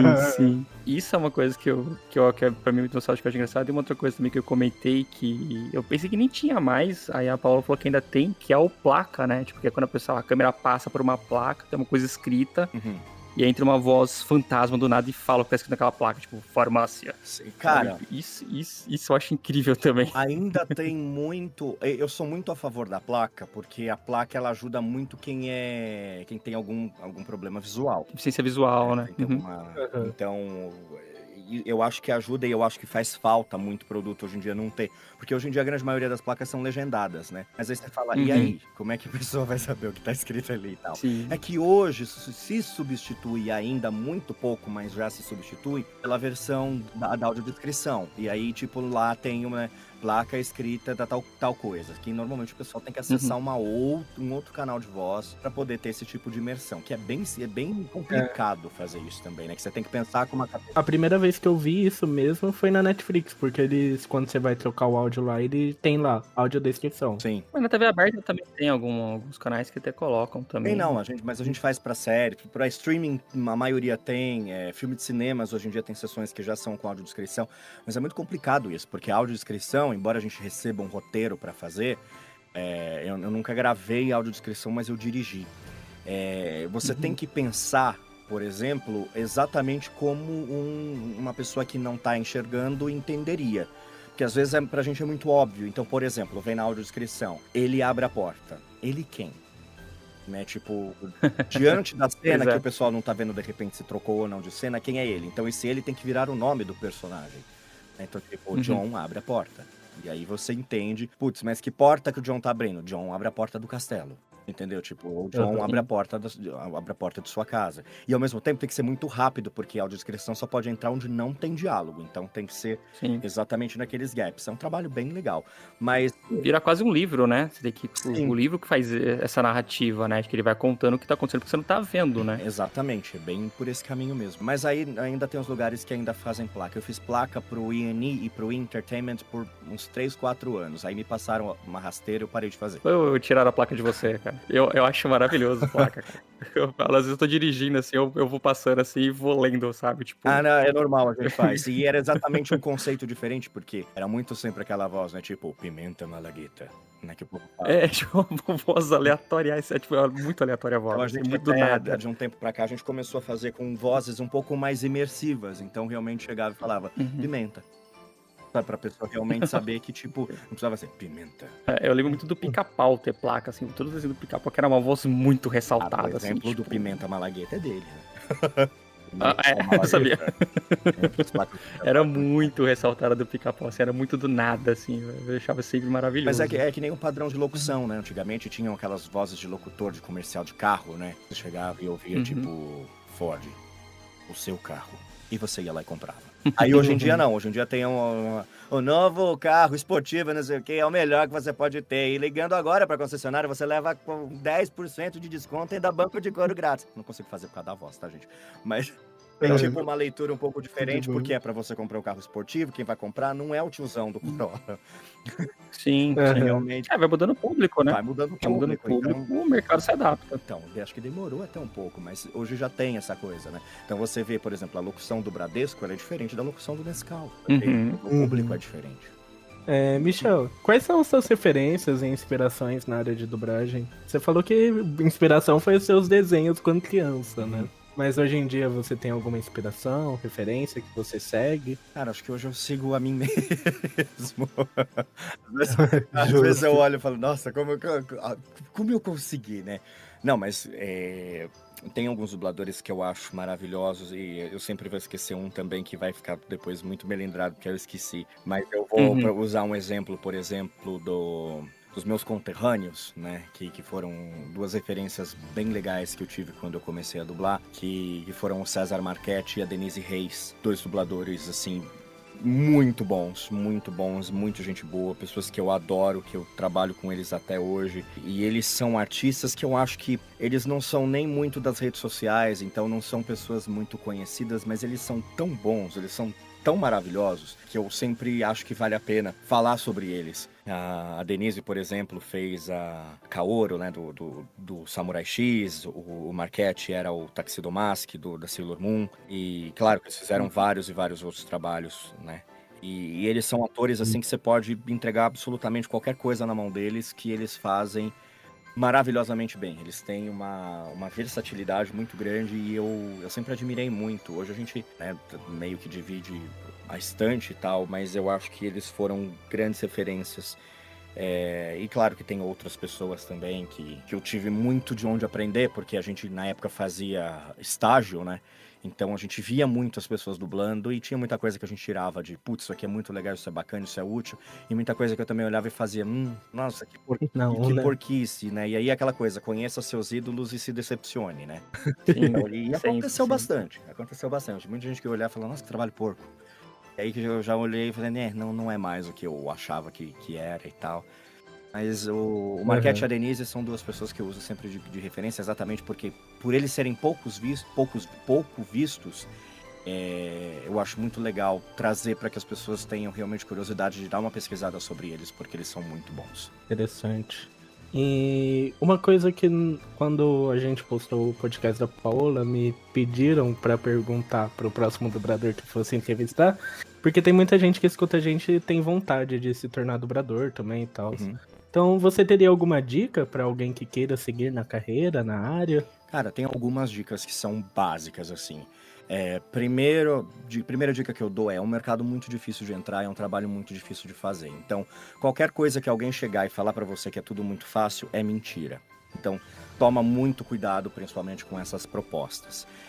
Dito isso, precisa ter muita força de vontade, muita persistência, porque é difícil. Então, se chegarem com propostas falando que vai ser rápido, que você vai ganhar muito dinheiro, que vai ser... É mentira, né? Vai investir num curso de dublagem, sempre pergunta quem são os professores, puxa, hoje em dia em época de internet você consegue puxar o currículo dessa pessoa, ver se essa pessoa de fato ela vive de dublagem, ela sabe dublar, porque ela precisa transferir um mínimo de conhecimento e de técnica pra você. Isso normalmente não dá pra ser com pessoas que às vezes são aventureiras e tem muito curso que é charlatanismo mesmo. E que, putz, mexer com o dinheiro dos outros eu acho que é um grande pecado. Então sempre tem que tomar cuidado, pesquisa, sempre vai atrás e foca bastante na aula. Uma aula de dublagem dificilmente ela vai te tornar um dublador. Ela vai te explicar como funciona um estúdio, como é uma ambientação, como você se porta no microfone, como você usa um fone, o que é um roteiro, o que é um timecode, o que é um script, o que é um anel, um loop. Isso vai te trazer a linguagem e vai começar a te introduzir aquele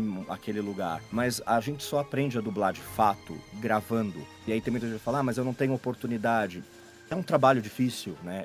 A gente não decide, por exemplo, ser ator e acha que a gente vai entrar na Globo, por exemplo, em 2 meses, porque a gente decidiu e se acha maravilhoso. Um processo complicado e tem muita gente meio que brigando ao mesmo tempo para poder entrar no mercado junto. E aí, cara, isso conta muito a questão de como você faz uma abordagem, como essa social, sempre continuar treinando, sempre achar que você tem alguma coisa para aprender, nunca já achar que você é maravilhosamente bem. Entender que quando você tá começando, você tá começando, então você vai ser testado para coisas pequenas. Não adianta querer deslumbrar para começar a ficar, eu quero fazer meu primeiro protagonista, porque muitas das vezes quando isso acontece, o trabalho fica ruim e a pessoa se queima. Então assim, é um trabalho muito de formiguinha, realmente precisa ter muita vontade e tomar muito cuidado, porque tem muita gente querendo tirar vantagem das pessoas quando vão fazer um curso nesse meio de caminho. E eu sempre acho que mexer com o dinheiro dos outros é um grande pecado. Então, é o foco. Fora isso, fazer teatro, fazer trabalho de interpretação, visitar uma fono, ver se tem uma boa leitura, ver se você tem uma boa dicção e tal, pra você trazer isso pra dentro do estúdio. Então, putz, eu tenho uma língua presa, eu tenho um pouco de gagueira e tal. Faz um tratamento com uma fono. De repente desenvolve alguma coisa com uma fono, porque isso tudo compromete na hora de gravar. E ter uma boa leitura e tal, e o restante é realmente treinando pra poder ir aprendendo. Excelente.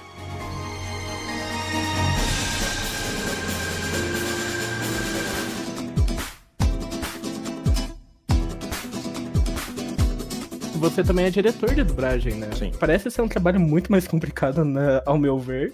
Porque além de você... Não sei se os diretores também acabam dublando o personagem que dirige, mas você tem que dirigir, basicamente, ser o diretor daquilo. Falar para as pessoas como é tal personagem, né? Você poderia explicar pra gente, mais ou menos, como funciona a direção de dublagem, as diferenças dela pra dublagem em si também?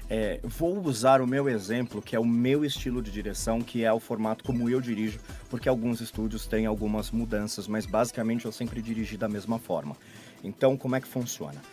Normalmente eu, enquanto diretor, eu recebo o material antes de qualquer ator, né? Então eu recebo o vídeo, eu recebo o roteiro traduzido, né? O script, e eu trago esse produto para casa E aí eu vou assistir a esses episódios, eu vou fazer algumas adaptações que eventualmente precisam, né? Trazer alguma piada, alguma adaptação, palavra tal fica melhor na boca do que a outra palavra, ver se os personagens realmente estão certinhos, que às vezes vem algumas falas trocadas, e dentro desse processo eu vou escolher o elenco que vai fazer aqueles personagens, né? Às vezes o elenco sou eu que escolho, às vezes a gente escolhe 2, 3 vozes que vão para teste, que fazem, e aí depois vão pro cliente, o cliente escolhe e devolve a voz que ele mais achou adequada, e aí a gente realmente passa essa programação para a produção, e a produção aí liga para os dubladores para agendar com cada um o horário, né? Cada dublador grava individualmente, então dentro do meu horário de direção, que eu fico lá na empresa, tipo das 8 às 14 ou das 14 às 22, eu vou recebendo esses dubladores, tipo, os personagens maiores tem 4 horas de estúdio, os personagens menores tem meia hora, tem personagem que tem 1h30, de acordo com a quantidade de anéis, né, que são, ou de loops, como é falado no Rio de Janeiro, que são os trechinhos de cada 20 segundos de filme, ele é cortado, né, e aí, tipo, a gente realmente tem aquilo só pra ir direto naquela cena. Então, dependendo da quantidade de quantos anéis, loops as pessoas têm,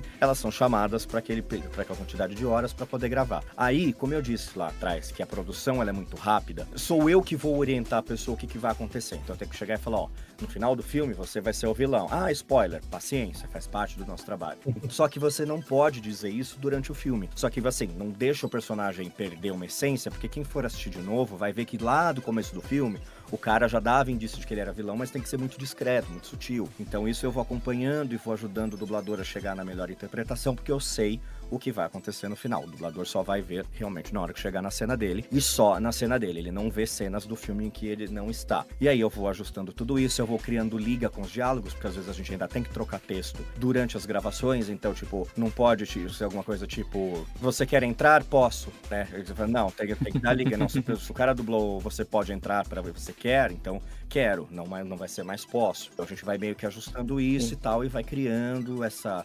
sintonia e tal.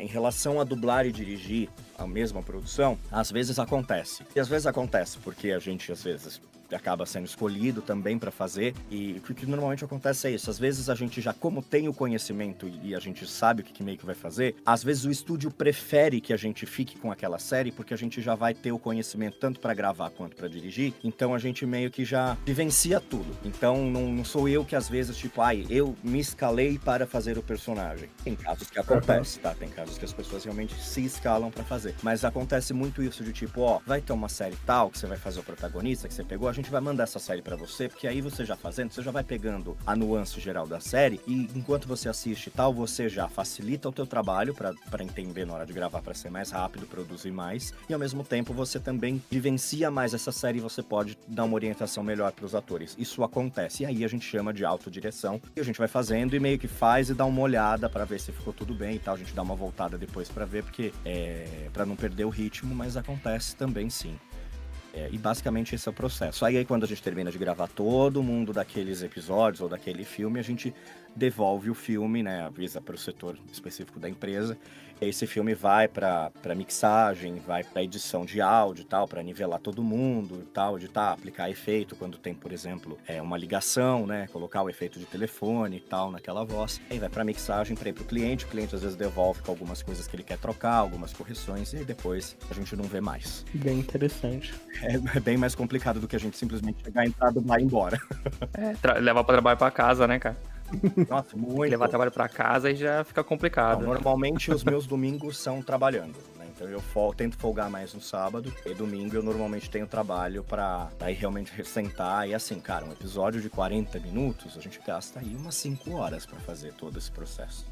Normalmente não vem um só, vem 2, 3. Então, aí você vai colocando ali na ponta do lápis, aí meio que você vai pegando a manha, mas vai gastar ali umas 10, 12 horas no final de semana tranquilamente pra fazer um bloquinho de 3 episódios pra gente gravar na semana. É puxado.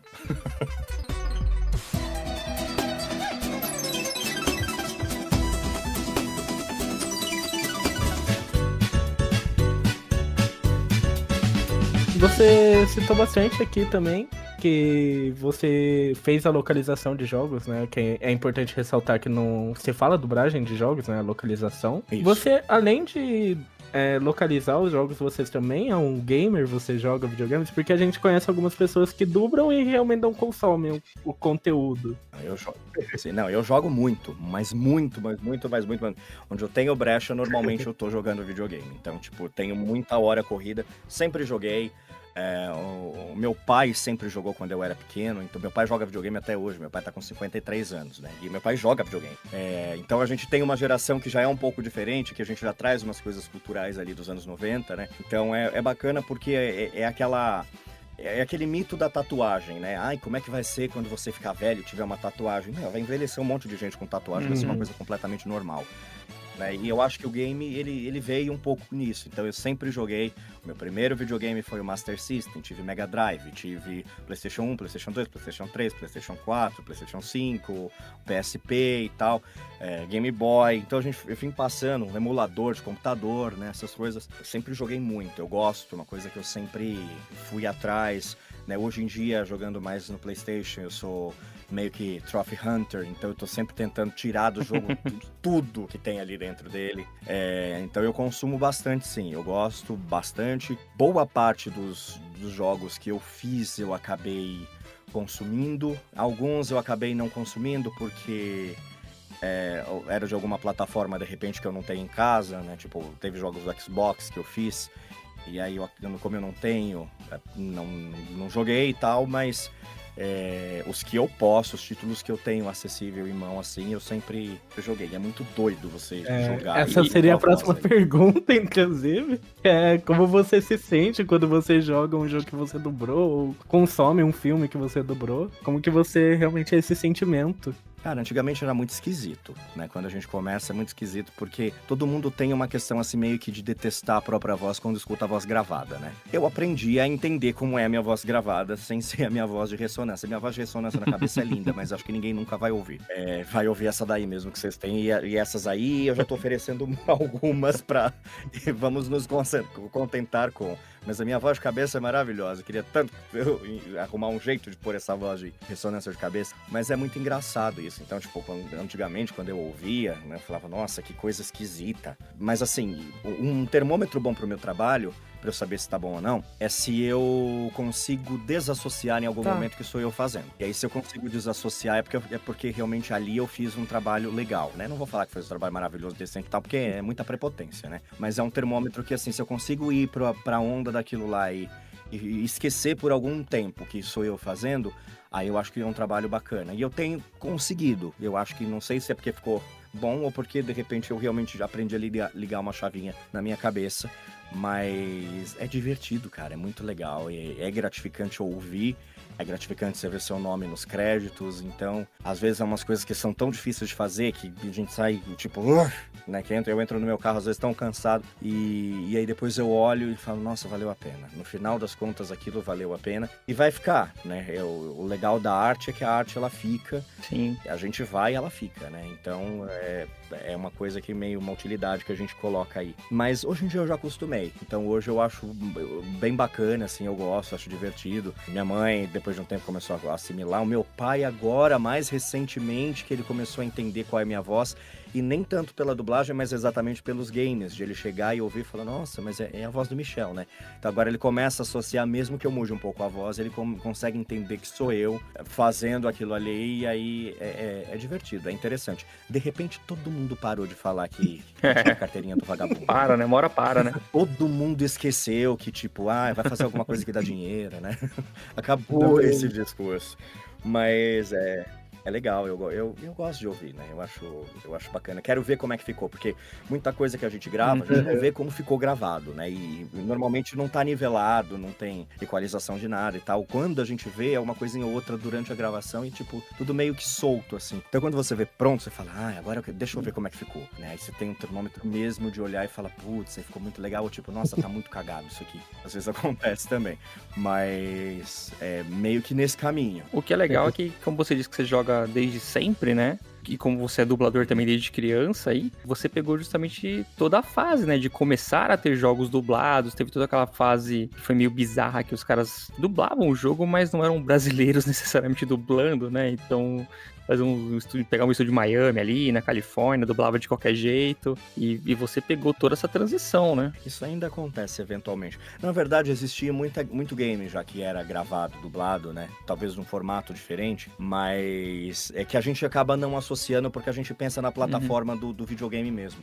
Mas antigamente tinham aqueles games que a gente comprava em revista de banca de jornal, que às vezes vinha o demo, às vezes vinha o jogo inteiro, e muitos jogos daquela época já eram localizados em português, já eram dublados em português. E a gente meio que esquece, a gente realmente passa a pensar desses jogos que eram feitos em lugares esquisitos, que você ia assistir, ouvia dublagem e você fala, meu Deus do céu. Tá acontecendo, né?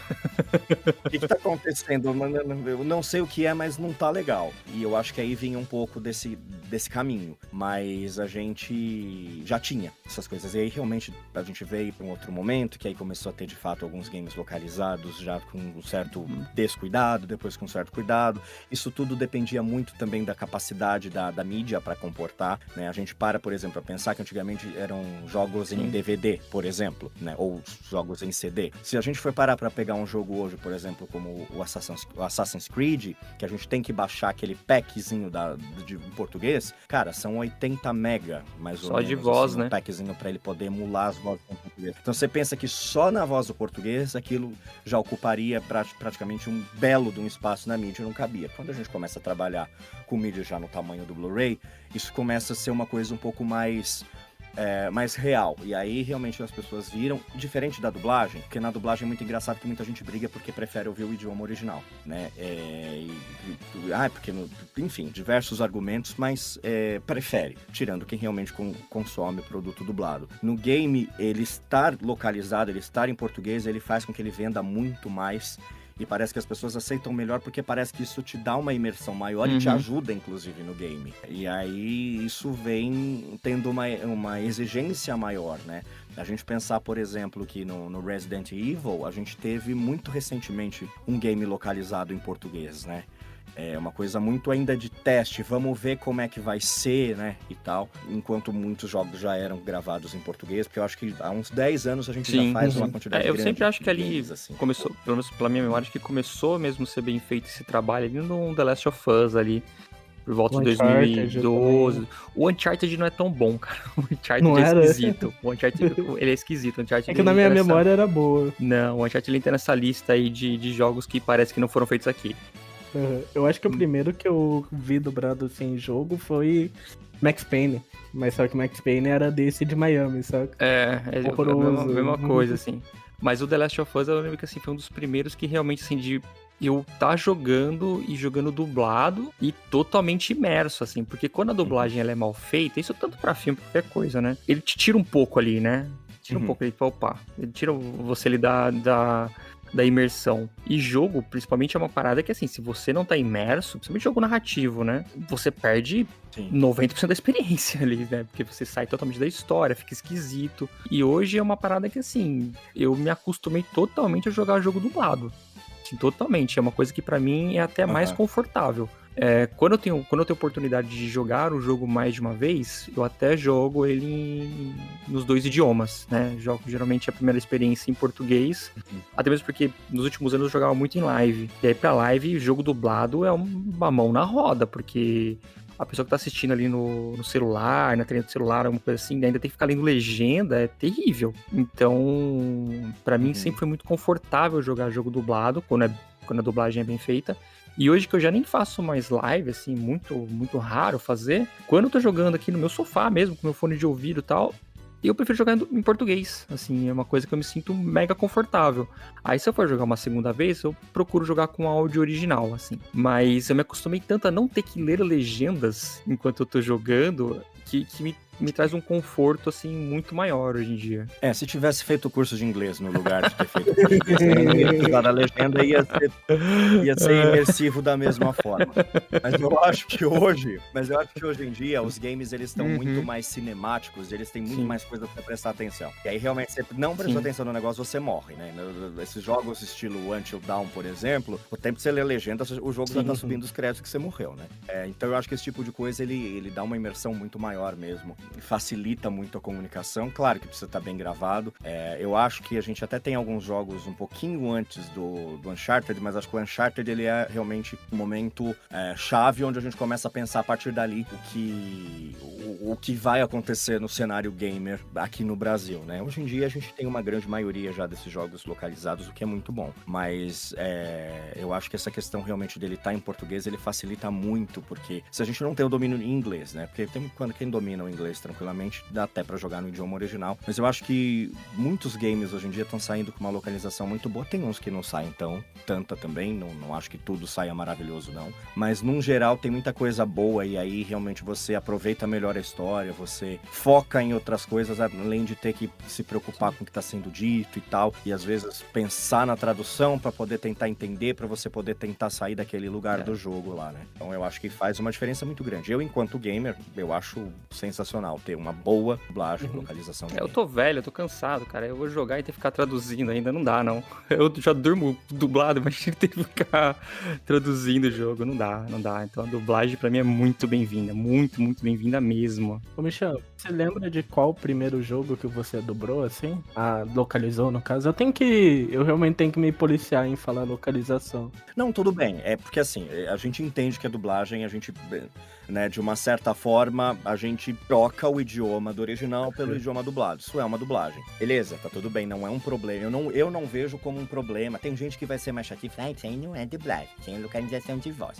Aí cada um seus problemas, leva pra terapia. Mas assim, é porque a gente usa o termo de localização de voz porque o processo dele é diferente de dublagem. A gente normalmente não dubla de fato. A gente faz uma localização, a gente grava em cima de uma track de áudio, sem imagem, interpretando conforme tá no original um texto. Então por isso que se chama localização de voz. Eles são arquivos que eles são disparados dentro de um game conforme a ação que você faz. Não é uma dublagem que a gente chega, sincroniza na boca e tal. Eventualmente a gente tem alguma ceninha ou outra pra poder fazer isso, mas é muito raro, é muita exceção, então normalmente por isso que se chama localização de voz. Ele é um processo em que a gente normalmente dubla, a gente narra, a gente interpreta em cima de uma guia que alguém já fez, normalmente do idioma materno, né? Normalmente o inglês. E aí a gente vai e faz em cima, e aí isso vai dentro de uma planilha que tem vários botões, vários gatilhos, e dependendo da situação que você faz eletronicamente no jogo, ele solta aquele diálogo. Por isso que se chama localização de voz. Mas é dublagem da mesma forma. Só pra vocês entenderem do porquê que se chama localização e não dublagem, né? Pra dublagem a gente teria que dublar todas as cenas e isso é muito raro de acontecer. Meu primeiro papel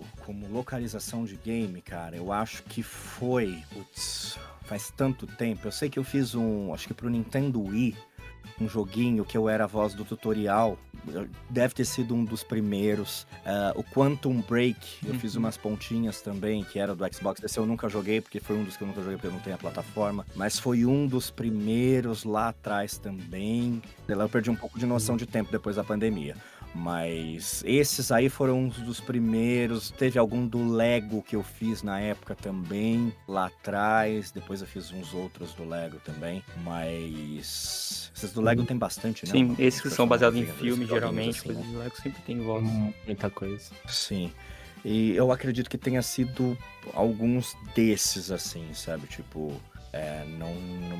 não lembro. Eu acho que depois, assim, tipo, maior, né, que eu tive já uma coisa mais de destaque, que eu tive mais falas e tal. Eu não lembro se já foi o Naruto nessa época, quando a gente fez, porque o Naruto faz bastante tempo. Eu vou dizer pra você que o ano que vem faz 10 anos que eu gravo o game do Naruto. Tem bastante tempo. Ou se foi o Hidden Agenda. Eu acho que talvez tenha sido o Hidden Agenda, que é um jogo bem legal, é um jogo curto, mas é desses que você tem que ter várias opções pra você tentar desenvolver a história. Ele tem diferentes finais, né? Que se você for ruim na observação, você fecha o jogo em 15 minutos. Eu nem sabia que esse jogo era dublado, eu sempre vi ele na loja lá pra pegar, eu não tinha ideia que era dublado. Ele esse jogo ele é bem legal, esse joguinho. Ele é bem curto, né? O jogo, assim, jogando bem, ele deve dar umas 3 horas, assim, de jogo. Mas como é múltipla escolha, dependendo da escolha que você for fazer, se for muito óbvia, você fecha ele em 15 minutos mesmo, sabe? Tipo, ele encerra o jogo ali. Mas o Hidden Agenda é bem legal. Por exemplo, um jogo que a gente levou anos pra gravar, que eu acho que levou pelo menos uns 2 anos pra gente entre fazer e parar, e volta, e para, e troca isso, foi o Days Gone. A gente levou, cara, muito tempo pra gravar. Eu acho que foi o game que mais levou tempo pra gravar. Assim, tipo, chega, fazer os testes, ser aprovado, a gente grava uma parte, aí para, daqui a pouco chega mais uma parte, aí para, daqui a pouco 6 meses chega outra parte, aí para, aí muda algumas coisas, você volta a gravar meio que uns batches novos dos primeiros arquivos. Esses games a gente vai fazendo meio que junto, né? Então, algumas coisas até a gente faz junto com o mocap, né? Com o próprio ator que faz a animação da boca e tal, né? Que tá fazendo ali. Às vezes vem pra gente fazer e aí a gente faz em cima dele, porque a boca dele vai ser animada ainda, mas vem alguns casos que a gente faz isso. O processo todo do Days Gone foi demorado, né? Não foi nem só a dublagem, né? Depois, quando ele lançou, teve bastante polêmica em cima do jogo, né? Teve, né? E eu acho que ainda tem algumas polêmicas, né? Saiu uns boatos aí que talvez estejam produzindo o segundo, e eu acho que merece muito um segundo, porque é um jogo muito bom. Eu gostaria de ver o andamento da história ali, eu achei bem legal. Eu acho ele repetitivo, eu acho que... mas... Mundo aberto, né, cara? Mundo aberto em algum momento fica repetitivo, não tem muito pra onde fugir. Então, mas eu acho que vai ser um problema daqui a um tempo, esses jogos de mundo aberto. Eu tenho sofrido um pouco disso com Far Cry, por exemplo, né? Eu acho que estão ficando muito longas, as missões muito parecidas, eu acho que por isso o pessoal precisa pensar um pouco melhor em roteiro. Far Cry, pra mim, depois do 3, todos são o mesmo jogo com skin diferente. Olha, o 3 pra mim é o melhor. Acho que é unânime, né? Acho que ninguém superou ainda. De fato... Sim, não, de fato, os que vieram depois, eles meio que são, principalmente os que são mid-season, né, que é o que vem no meio da história cronológica.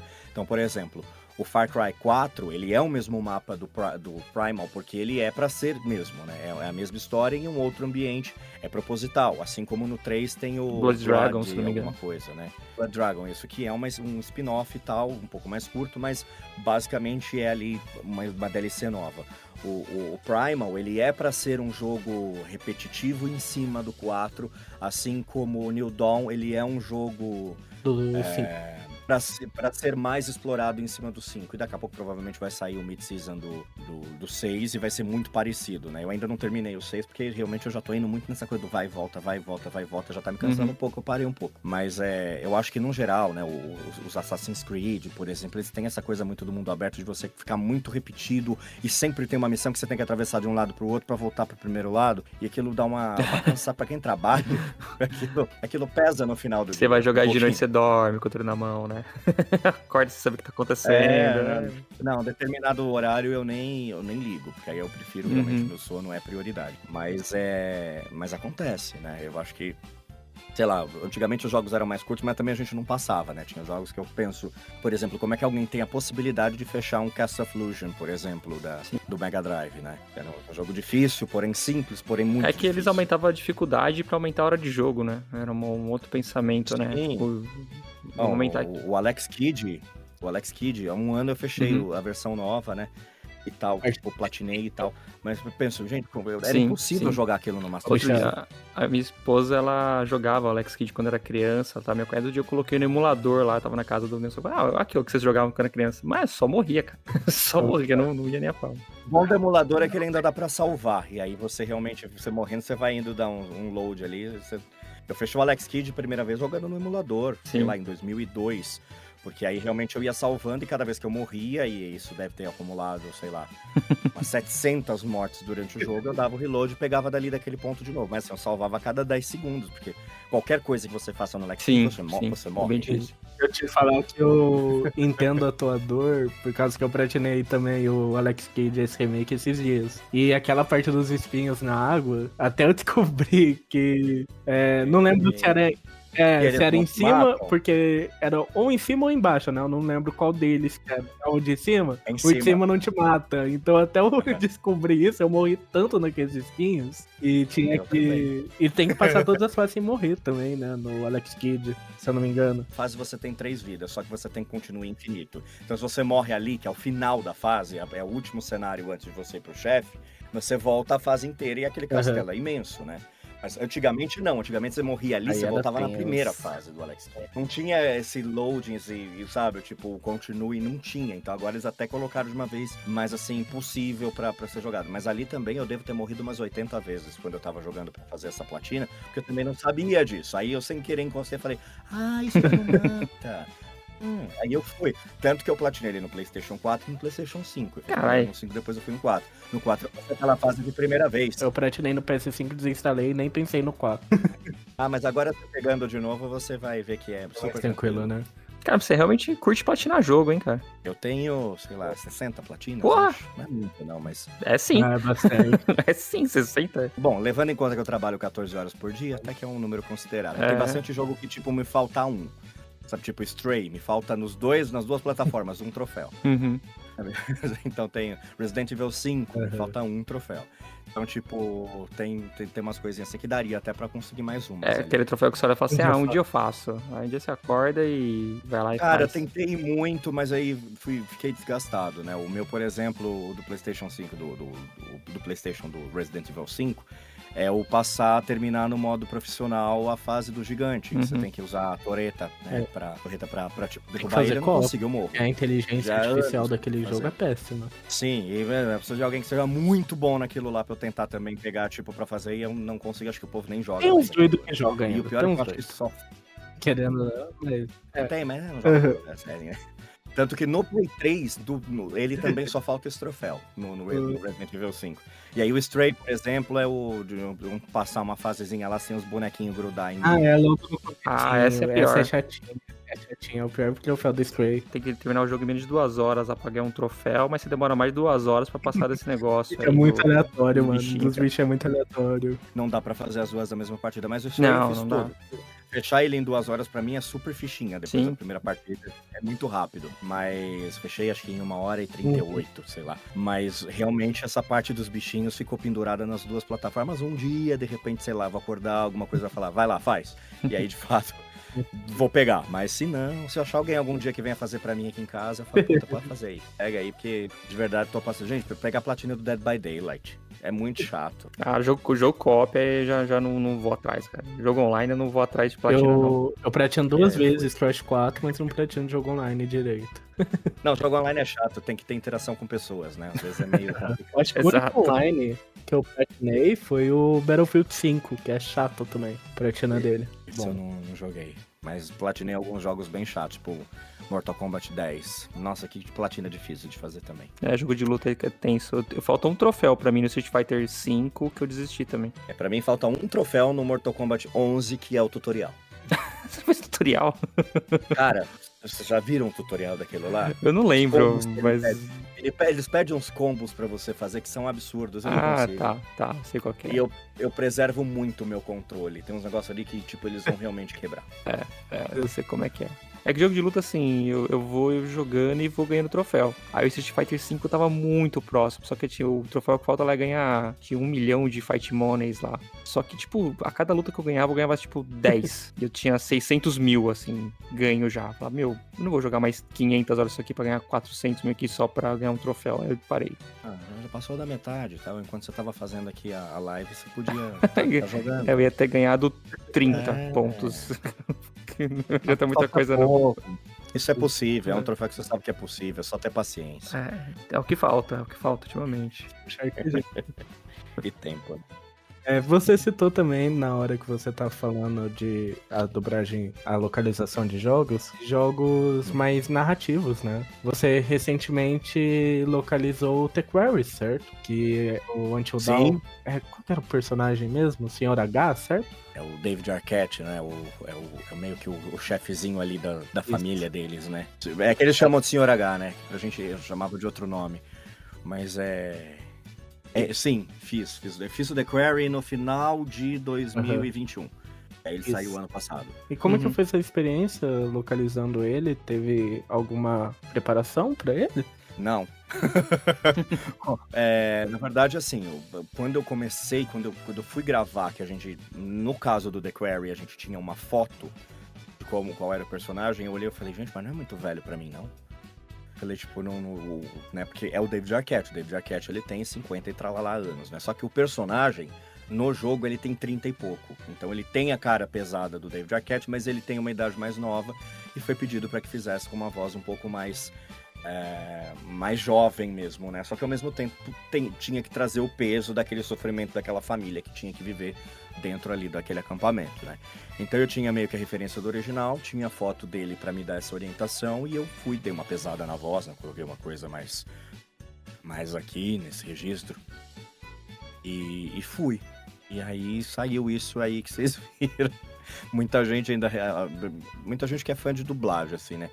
Achou meio absurdo eu ter feito ele, nada a ver. Mas você sabe que eu jogando não me causa estranheza. Não é uma coisa que eu olho e falo, tipo, nossa, mas era muito nada a ver pra mim. Eu acho que no final funcionou. Eu acho que deu pra eu conseguir enganar. Não seria, talvez eu não me escalasse pra fazer, não pensaria em mim pra fazer aquele personagem, mas do jeito que ficou, eu acho que não dá pra jogar sem doer tanto no ouvido se o pessoal não parar pra prestar atenção, sabe? Tipo, eu fiquei muito feliz com o resultado daquilo, porque realmente eu não sabia se ia dar certo. E também a voz de um personagem de 50 anos pra quem tem 30 e pouco não é tão diferente assim, né? Se fosse uma coisa bem mais velha, até poderia ser diferente. E também, você vai atuar e vai montar ali o personagem, né?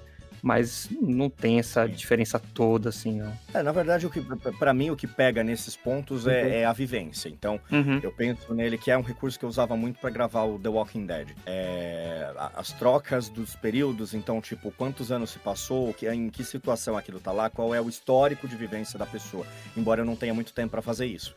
Mas aí eles são uma família que mora no interior, que tem normalmente uma vida mais pacata, que não vive numa vida da cidade, então eles têm um peso de uma idade, dessa coisa de pegar o sol, né? De estar ali com o sol no rosto, então tem uma coisa mais áspera, as pessoas são um pouco mais secas, elas são um pouco mais rústicas. Então aquilo eu trago um pouco desses elementos para dentro da minha interpretação, e aí eu consigo dar uma construída naquele personagem para dar um rosto. Porque eu, por exemplo, era um dos atores mais novos dentro do elenco fazendo o personagem mais velho, né? Eu acho, inclusive, que ele tirando, né, as mulheres lá e tal, eu acho que ele deve ser o mais velho, né? Parte do irmão mais velho ali dentro.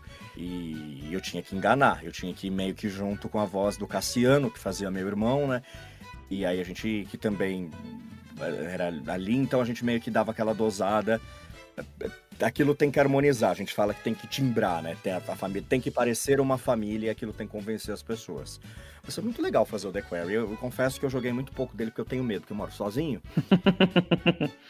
Uma dúvida desse tipo de jogo, que como ele é narrativo, muitos diálogos e cenas vai de acordo com a escolha dos jogadores. O trabalho de localização desse tipo de jogo chega a ser um pouco maior do que outros tipos de jogos, certo? Por ter que fazer várias variações. Até que nem tanto, é muito relativo. Não foi um trabalho muito curto, mas não foi um trabalho muito longo. Eu acho que eu gravei o The Quarry em 2 dias. Eu acho que não foi muita coisa assim. Devo ter feito, 5, 6 horas de estúdio pra fazer o The Quarry todo. Mas é isso, realmente a gente grava todas as possibilidades. Então você grava cenas de morte 4, 5 vezes, você grava diálogos trocando os nomes das pessoas, porque eventualmente ele vai chamar a pessoa que chegou no final pra mesma cena, mas troca a voz, né? Tipo, troca a pessoa, aliás. Então, mas é um processo que é muito rápido de gravar. Pra gente que tem prática, né? Que a gente meio que já sabe fazer qual é o esquema ali. Então ele meio que rende. Entendi. Como já veio meio que tudo junto, não foi uma coisa que veio muito picado, a gente não fez ele por pedaços junto como jogos que a gente vai fazendo aos poucos, como foi o caso do Days Gone, eu acho que foi muito rápido pra gente fazer. Eu até achei que viria mais coisa e não, tipo, terminou ali, era aquilo mesmo. E, bom, eu não sei, de repente outros personagens talvez, né, a molecada ali tem um pouco mais de diálogo, talvez tenha levado um pouco mais de tempo. Mas eu acho que eu devo ter gastado no total umas 6 horas pra gravar todos os diálogos do The Quarry. Mas realmente, você grava muito diálogo repetitivo.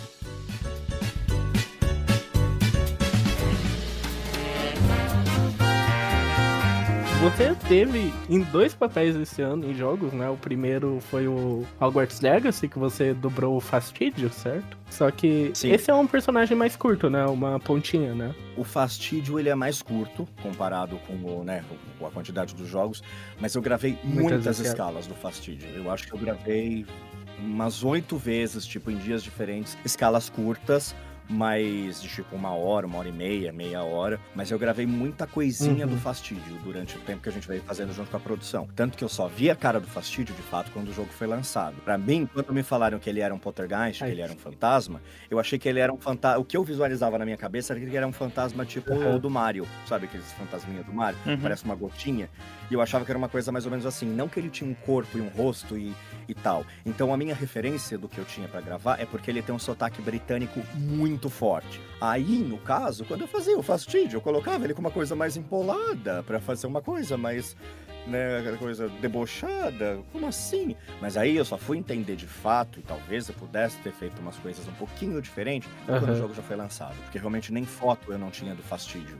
Então eu não fazia ideia do que eu tava fazendo. Mas assim, também gostei. Vendo depois eu achei que ficou legal. Dava pra ter dado uns ajusticos mínimos, umas coisas assim, legal se eu tivesse a imagem, mas também acho que não compromete a forma como a gente fez o Fastídio. Mas o Fastídio eu gravei bastante coisa dele. Veio assim, tipo, várias escalas durante o ano. A gente fez o ano passado, né? Acho que esse ano eu cheguei a gravar alguma coisinha ainda dele. Mas eu gravei bem mais, por exemplo, do que o The Quarry.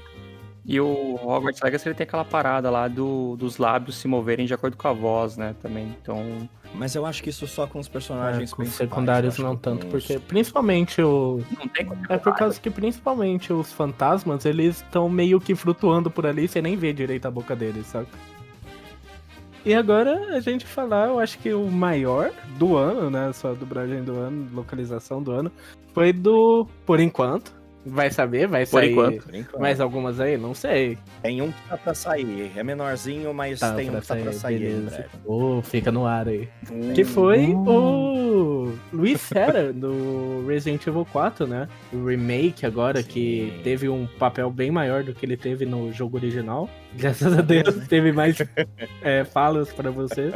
Como que foi essa experiência dublando ele? Quando que você começou a localizar o Luiz pro português? Cara, a gente fez os testes pra localizar o Resident Evil Remake 4 antes do jogo ser confirmado que ele sairia. Então a gente sabia já antes, né? Quando teve a confirmação, e logo depois que o pessoal começou a falar, pode ser que o jogo venha a ser feito em português, a gente já tinha feito o jogo, né? Porque teve muito dubcast, né? As pessoas começaram, eu quero a voz desse aqui, pra não sei o que, cara, e a gente quieto, porque a gente não pode falar, né? Porque são contratual. A gente, pra vocês terem ideia, eu gravei o Luiz no dia que a rainha da Inglaterra morreu. Isso vai ficar muito marcado pra mim, porque gravar mesmo, entrar e gravar as sequências dele. Eu gravei no dia porque eu lembro que eu estava na recepção do estúdio e tava passando tudo, né? Morreu, não morreu, vai confirmar, então ficou muito marcado. Então foi em setembro que eu gravei basicamente no 80-90% do Luiz. Porque, na verdade, assim, foram escalas longas, eu gravei ele acho que em 2 dias, mas o Luiz não tem muito diálogo, né? Então o processo ele acaba sendo um pouco mais demorado por coisas que às vezes não são nem o diálogo. Por exemplo, reações. A gente grava muito algumas cenas, por exemplo, reação andando, né? Aí você grava, sei lá, acho que 1 minuto e meio, tipo... Reação andando machucado. Reação andando ferido, né? Tipo, já entrando no danger. Então, a gente tem muita coisa assim que vai usando, que entra dentro dos gatilhos, né? E tem os diálogos. Mas foi legal, porque algumas coisas a gente tinha em cinematic já, tipo, pra gravar, tipo, em animação não concluída, ou alguma coisa, às vezes, tinha no mocap pra gente fazer, que era, de repente, tipo, o ator, né? O André Penha, que fez o Luiz mesmo, que fez a animação do mocap dele. Algumas cenas eu gravei em cima dele, ele fazendo a cena, de repente, e eu gravando em lip sync, né? Dublando mesmo, aí, de fato, na boca dele e tal pra fazer, mas foi muito bacana, cara. Eu sou muito fã de Resident Evil e pra mim o Resident Evil 4 é muito marcante, porque foi um dos jogos que eu mais joguei, assim, durante um tempo, e eu jogava muito com meu irmão, e a gente falava que o Resident Evil 4 ele lembra muito um dia de chuva, com um copo com leite com groselha e os gatos no colo, né? E a gente tinha essa coisa muito de comfort zone, né? Dessa coisa de estar em casa. Então foi muito legal fazer isso. Meu irmão hoje em dia ele mudou, ele foi pro Canadá. Então é legal pra gente, tipo, trazer esse momento, trazer tudo isso junto. Eu jamais imaginei que eu fosse fazer o Luiz em algum momento, e aí quando teve realmente a chamada pra fazer o teste com os outros atores, eu fiquei muito apreensivo, porque eu queria muito fazer o Luiz. E aí, quando eu soube que eu fui aprovado e tal, foi bem bacana. A gente gravou com o pessoal da Capcom lá no estúdio e tal. E aí foi bacana, porque eu falei, putz, preciso fazer uma construção. E a única coisa que eu tinha era quando eu comecei a gravar, né? Logo depois eu já tinha feito os testes, e aí nesse período eu já tinha anunciado que o jogo sairia localizado, né? Aliás, localizado não, que o jogo sairia. Sim. E o Luiz tinha uma fala só no trailer que nem mostrava ele. E aí eu falei, putz, eu tenho mais ou menos que nessa pegada. E a gente, quando gravou, eu fiz 2 testes. Eu fiz um teste do Luiz, que foi o teste do jeito como o Luiz foi feito. E eu fiz um teste do Luiz todo feito em sotaque espanhol. E aí, que ficou muito legal também, porque como eles estão na Espanha, era uma possibilidade da gente trazer e tal. E aí, no final, eles optaram por fazer mesmo pelo idioma neutro, trazendo para o espanhol só as palavras realmente que o Luiz falava originalmente no espanhol. E aí foi como a gente fez, né? Que era o oye, por exemplo, que tem bastante. O La Señorita Sumida, né? Que tem umas coisinhas assim que ele põe, né? Tem o outro também, né? O Sancho Panza, né? Que tem umas coisas. Então, o que dava eu vinha trazendo um pouco pro espanhol pra gente fazer. E, cara, foi muito divertido gravar o Luiz. Muito, muito, muito divertido. E aí era isso, tipo, eu tinha que trazer um Luiz um pouco mais galanteador, que ele era um pouco mais exagerado do que da versão clássica. Então ele é aquela coisa meio mulherengo, né? De trazer uma coisa meio... Oi, tudo bom? Uma coisa bem novela mexicana, sim, né? Então, o Luiz, ele tem todo esse mistério, e aí desenvolveram mais coisas da história dele nesse jogo. Embora a gente não tinha tanto material, a gente tinha um pouquinho de material para se basear, e eu conhecia muito a história do jogo. Então eu até falava, né? Falei, putz, nesse jogo vai ter, por exemplo, o que é uma coisa que não tem, né? Não dá pra você matar o Luiz no jogo com o Liam, né? E no outro jogo dava. Eu falei, que pena, eu queria ver e tal. E eu perguntava as coisas do jogo, e os caras não me falavam, que não podia também. Eu falei, a gente não vai gravar o Adios, Leon. É quando ele, né, no outro jogo, você atirava 3 vezes no Luiz e ele te matava. Né? E agora ele só reclama, mas ele não morre. E foi bem bacana. Cara, a gente gravou bastante isso daí lá no mês de setembro. Depois eu cheguei a gravar, eu acho que foi em janeiro. Não sei se foi dezembro ou se foi janeiro. A gente gravou isso que eu ia perguntar, se você gravou Mercenários junto lá ou foi depois. Não, a gente gravou depois, porque a gente foi gravando o jogo meio que em produção mesmo. O Mercenário eu devo ter gravado, não lembro se foi em dezembro ou se foi em janeiro, mas foi um bom tempo depois e tal que a gente fez. Também gravei tudo meio que no mesmo dia, porque o Mercenários não tem falas, né? Normalmente são reações mesmo de bomba, de pulo, de tal. Então foi uma escala que eu fiz em 1h30. Mas as respirações, como você mostrou aí pra gente. Isso. E tem muito...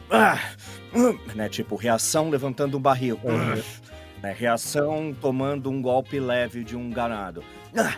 Reação tomando um golpe de marreta um dos vilões. Né? Tipo, você vai trazendo de acordo com o peso e tal, vai criando algumas reações um pouco diferentes. E aí, o Mercenários veio muito rápido também agora, né, logo com o lançamento. Tem uma semana, 2 semanas depois. É de propósito, né, pra manter o jogo vivo, né, porque jogo que tem história acabou, né, e começa a dar aquela decaída. Então eles lançam de propósito, né, poucos dias depois. Mas tem tanta coisa pra explorar naquele jogo, eu tô quase platinando ele.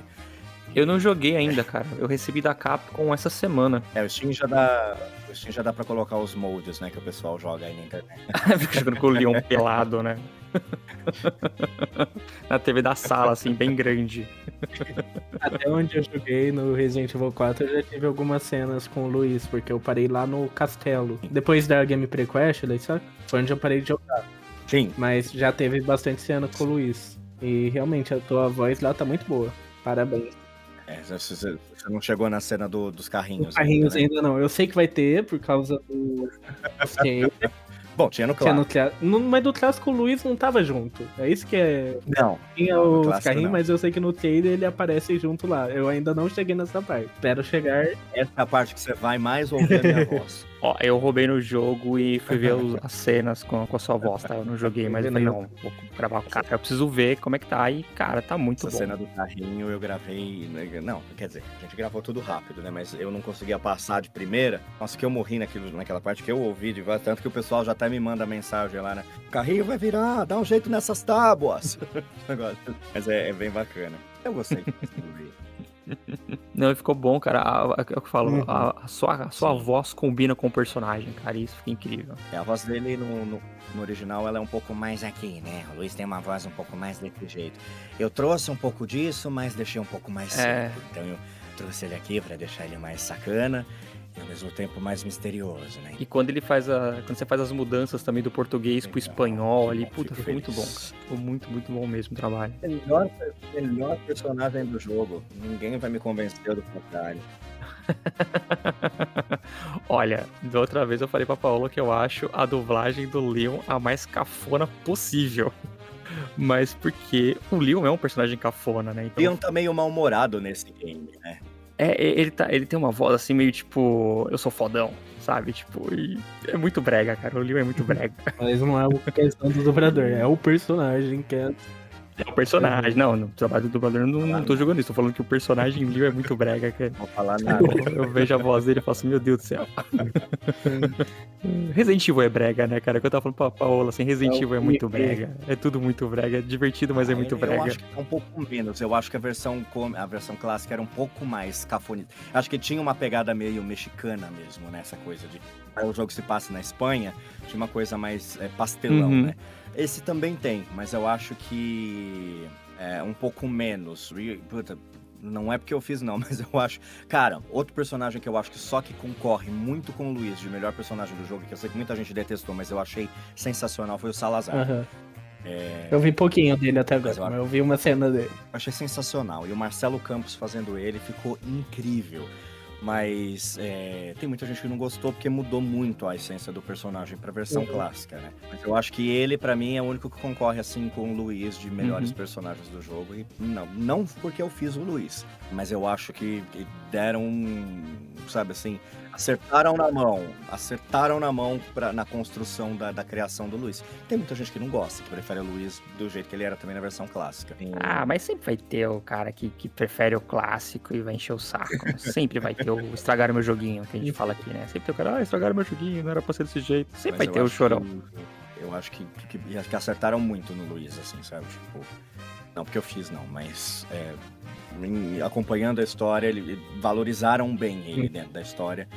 Eu tenho, sei lá, acho que eu tenho uma fé de que... Vai ter um Resident Evil 4 2 com o Luiz. Não vou dar spoiler, mas eu, sei lá. Não, relaxa. Eu acho que continua, sabe? Não que assim, já tenha acontecido alguma coisa que eu saiba. Eu gostaria muito que o Luiz não tivesse encerrado a participação dele durante o Resident Evil 4, sabe? Tipo, sem dar spoiler é um pouco difícil de falar, mas spoiler assim, do que tá no jogo já. Gente, é spoiler, né, de um jogo de 20 anos, né? Por mais que seja um remake e mudem algumas coisas, o principal acontece, né? Então, assim, ele morre, tá? Eu gostaria muito de acreditar que em algum momento alguém vai achar uma desculpa poética pra falar que o Luiz não morreu, né? Cara, se o Wesker tá aí sendo revivido o tempo todo... A gente vai fazer um abaixo-assinado pra fazer uma DLC do Resident Evil 4 pra mostrar tudo que o Luiz estava fazendo enquanto você jogava com o Leon, igual com a Ada no Separate Ways. A gente vai fazer esse abaixo-assinado. Vai ser a DLC Caminhos Separados. Caminhos separados. Adorei. Seria muito bacana. Mais pro final do jogo, que é isso, enriquece muito a história dele. E aí você fala, putz, é um personagem que não é pra ser desperdiçado. A Capcom acertou muito com esse remake, né? Da mesma maneira que ele tinha acertado muito com o remake do 2, aí deu uma pisadinha na bola ali no 3. Pisadinha na bola, não, né? O Resident Evil 3, o remake, ele nunca aconteceu. Enfim, eu já não gostava do original do 3 também, então... Jura? Pra mim é um dos melhores. Eu não gosto de ser perseguido em jogo. Eu fico puto quando eu tô sendo perseguido e não dá pra matar. Embora no Nemesis dá pra matar, né? Mas eu fico puto de estar jogando alguém ser perseguido. No remake eu acho que não. Não dá também. Não matar, você deixa ele incapacitado por um tempo. Mas no original também faz isso. No original também você gastava toda a sua munição, mas dava, no original você conseguia derrubar ele e ele sumia. Esse daí no remake não, você só derruba ele por tipo 3 minutos e ele volta. É tipo o Mr. X lá no 2, né? Isso. Ele continua soltando o itemzinho, mas é menos tempo que ele fica fora. Mas também é porque Resident Evil 3 Remake, ele é um jogo corredor e todas as vezes que o Nemesis aparece tirando a parte da demo lá, é um corredor que você só aperta o botão pra frente e desvia dos ataques dele. Eu tô esperando o Code Verônica. O Code Verônica é muito aclamado também, né? Uhum. As pessoas gostam bastante. Mas o que eu ia comentar é que assim, depois do 3, os caras não iam errar no 4. Que tem uma legião de fã muito maior, né? O 4 ele muda a perspectiva dos jogos, né? O formato. Sim. Embora já entre um pouco pra aventura, o 4 ainda é meio horror, né? Então, tipo, muita gente começou a jogar a partir dali. E eu acho que eles foram muito bem ali. E exatamente, acho que por ter dado uma pisada na bola no 3, eles investiram tudo pra fazer no 4. Eu sinto falta de algumas partes, mas acho que não compromete o jogo, porque tem outras partes muito mais bacanas também que compensam. Acho que dava pra ter inserido uma coisinha ou outra. Tem muita coisa que virou 3 cenas, viraram uma só, né? Mas acho que dava pra ter inserido umas coisinhas. Eu sinto principalmente muita falta da luta do Guindast, né? Com o Verdugo, que tinha no clássico. Essa eu acho um pouco... deu falta, assim. Mas enfim... Tem outras coisas que compensam também, eu acho que ficou bacana, é um jogo sensacional, vale muito a pena jogar e vale a pena jogar várias vezes. Eu tava olhando, eu tô com 49 horas jogadas nele já. Eu falei, caramba, quando foi que eu joguei isso? Tudo bem que eu já fechei o jogo 4 vezes, mas em busca da platina ainda tem que fechar pelo menos mais uma ou duas. Fechamos então, né, pessoas? Acho que falamos bastante aí do trabalho do Michel. Eu queria agradecer mais uma vez aí, Michel. Obrigado aí pelo convite. Foi um prazer conversar com você. Foi um prazer conhecer sua história aí. Obrigado por ter compartilhado isso com a gente. E deixa mais uma vez aí suas informações, como as pessoas te encontram, como as pessoas podem te seguir. Legal. Bom, novamente eu que agradeço o convite, foi super legal, foi super bacana o espaço que vocês me deram para falar um pouco, para contar a história, para dizer como é que eu lido com os games, como é que eu lido com o meu trabalho e tal, né? E, cara, isso é sempre muito legal, a gente vai se aproxima de quem consome realmente o nosso trabalho. Para me encontrar, pode ser pelo Instagram, Michel de Fiore, Michel sem A, tá? Não é Michael, Michel mesmo, M-I-C-H-E-L, de Fiore, D-I-F-I-O-R-I, tudo com I. Então, Michel de Fiore, só me encontrar lá. Dá para acompanhar um pouco do meu trabalho, um pouquinho da minha vida ali também. Não posto muito, mas sempre estou tentando trazer um conteúdo diferente ali, tanto da parte dos games. Os games também, se quiser me acompanhar, pode ser no Twitter. Aí é Michel Fiore, não tem o D no meio, tá? E aí lá dá para ver os troféus que eu acabo pegando nos jogos. E eles sobem ali, porque é onde eu consigo compartilhar. E é isso. Obrigado, gente. Espero vocês lá. E mais uma vez, obrigado pelo convite. A gente que agradece. Muito obrigado novamente, Michel. E muito obrigado a todo mundo que escutou esse podcast. Peço encarecidamente que puder avaliar, dar aquelas 5 estrelinhas ali no Spotify ou comentar alguma coisa, o que vocês acharam do podcast. Lembrando que no Spotify agora temos essa opção de as pessoas digitarem o que vocês acharam do podcast. E agradeço muito todo mundo que fizer isso. Adorarei ler as respostas de vocês. Espero ver todo mundo no próximo episódio. Tchau. É isso, valeu, gente. Um abraço, até a próxima semana.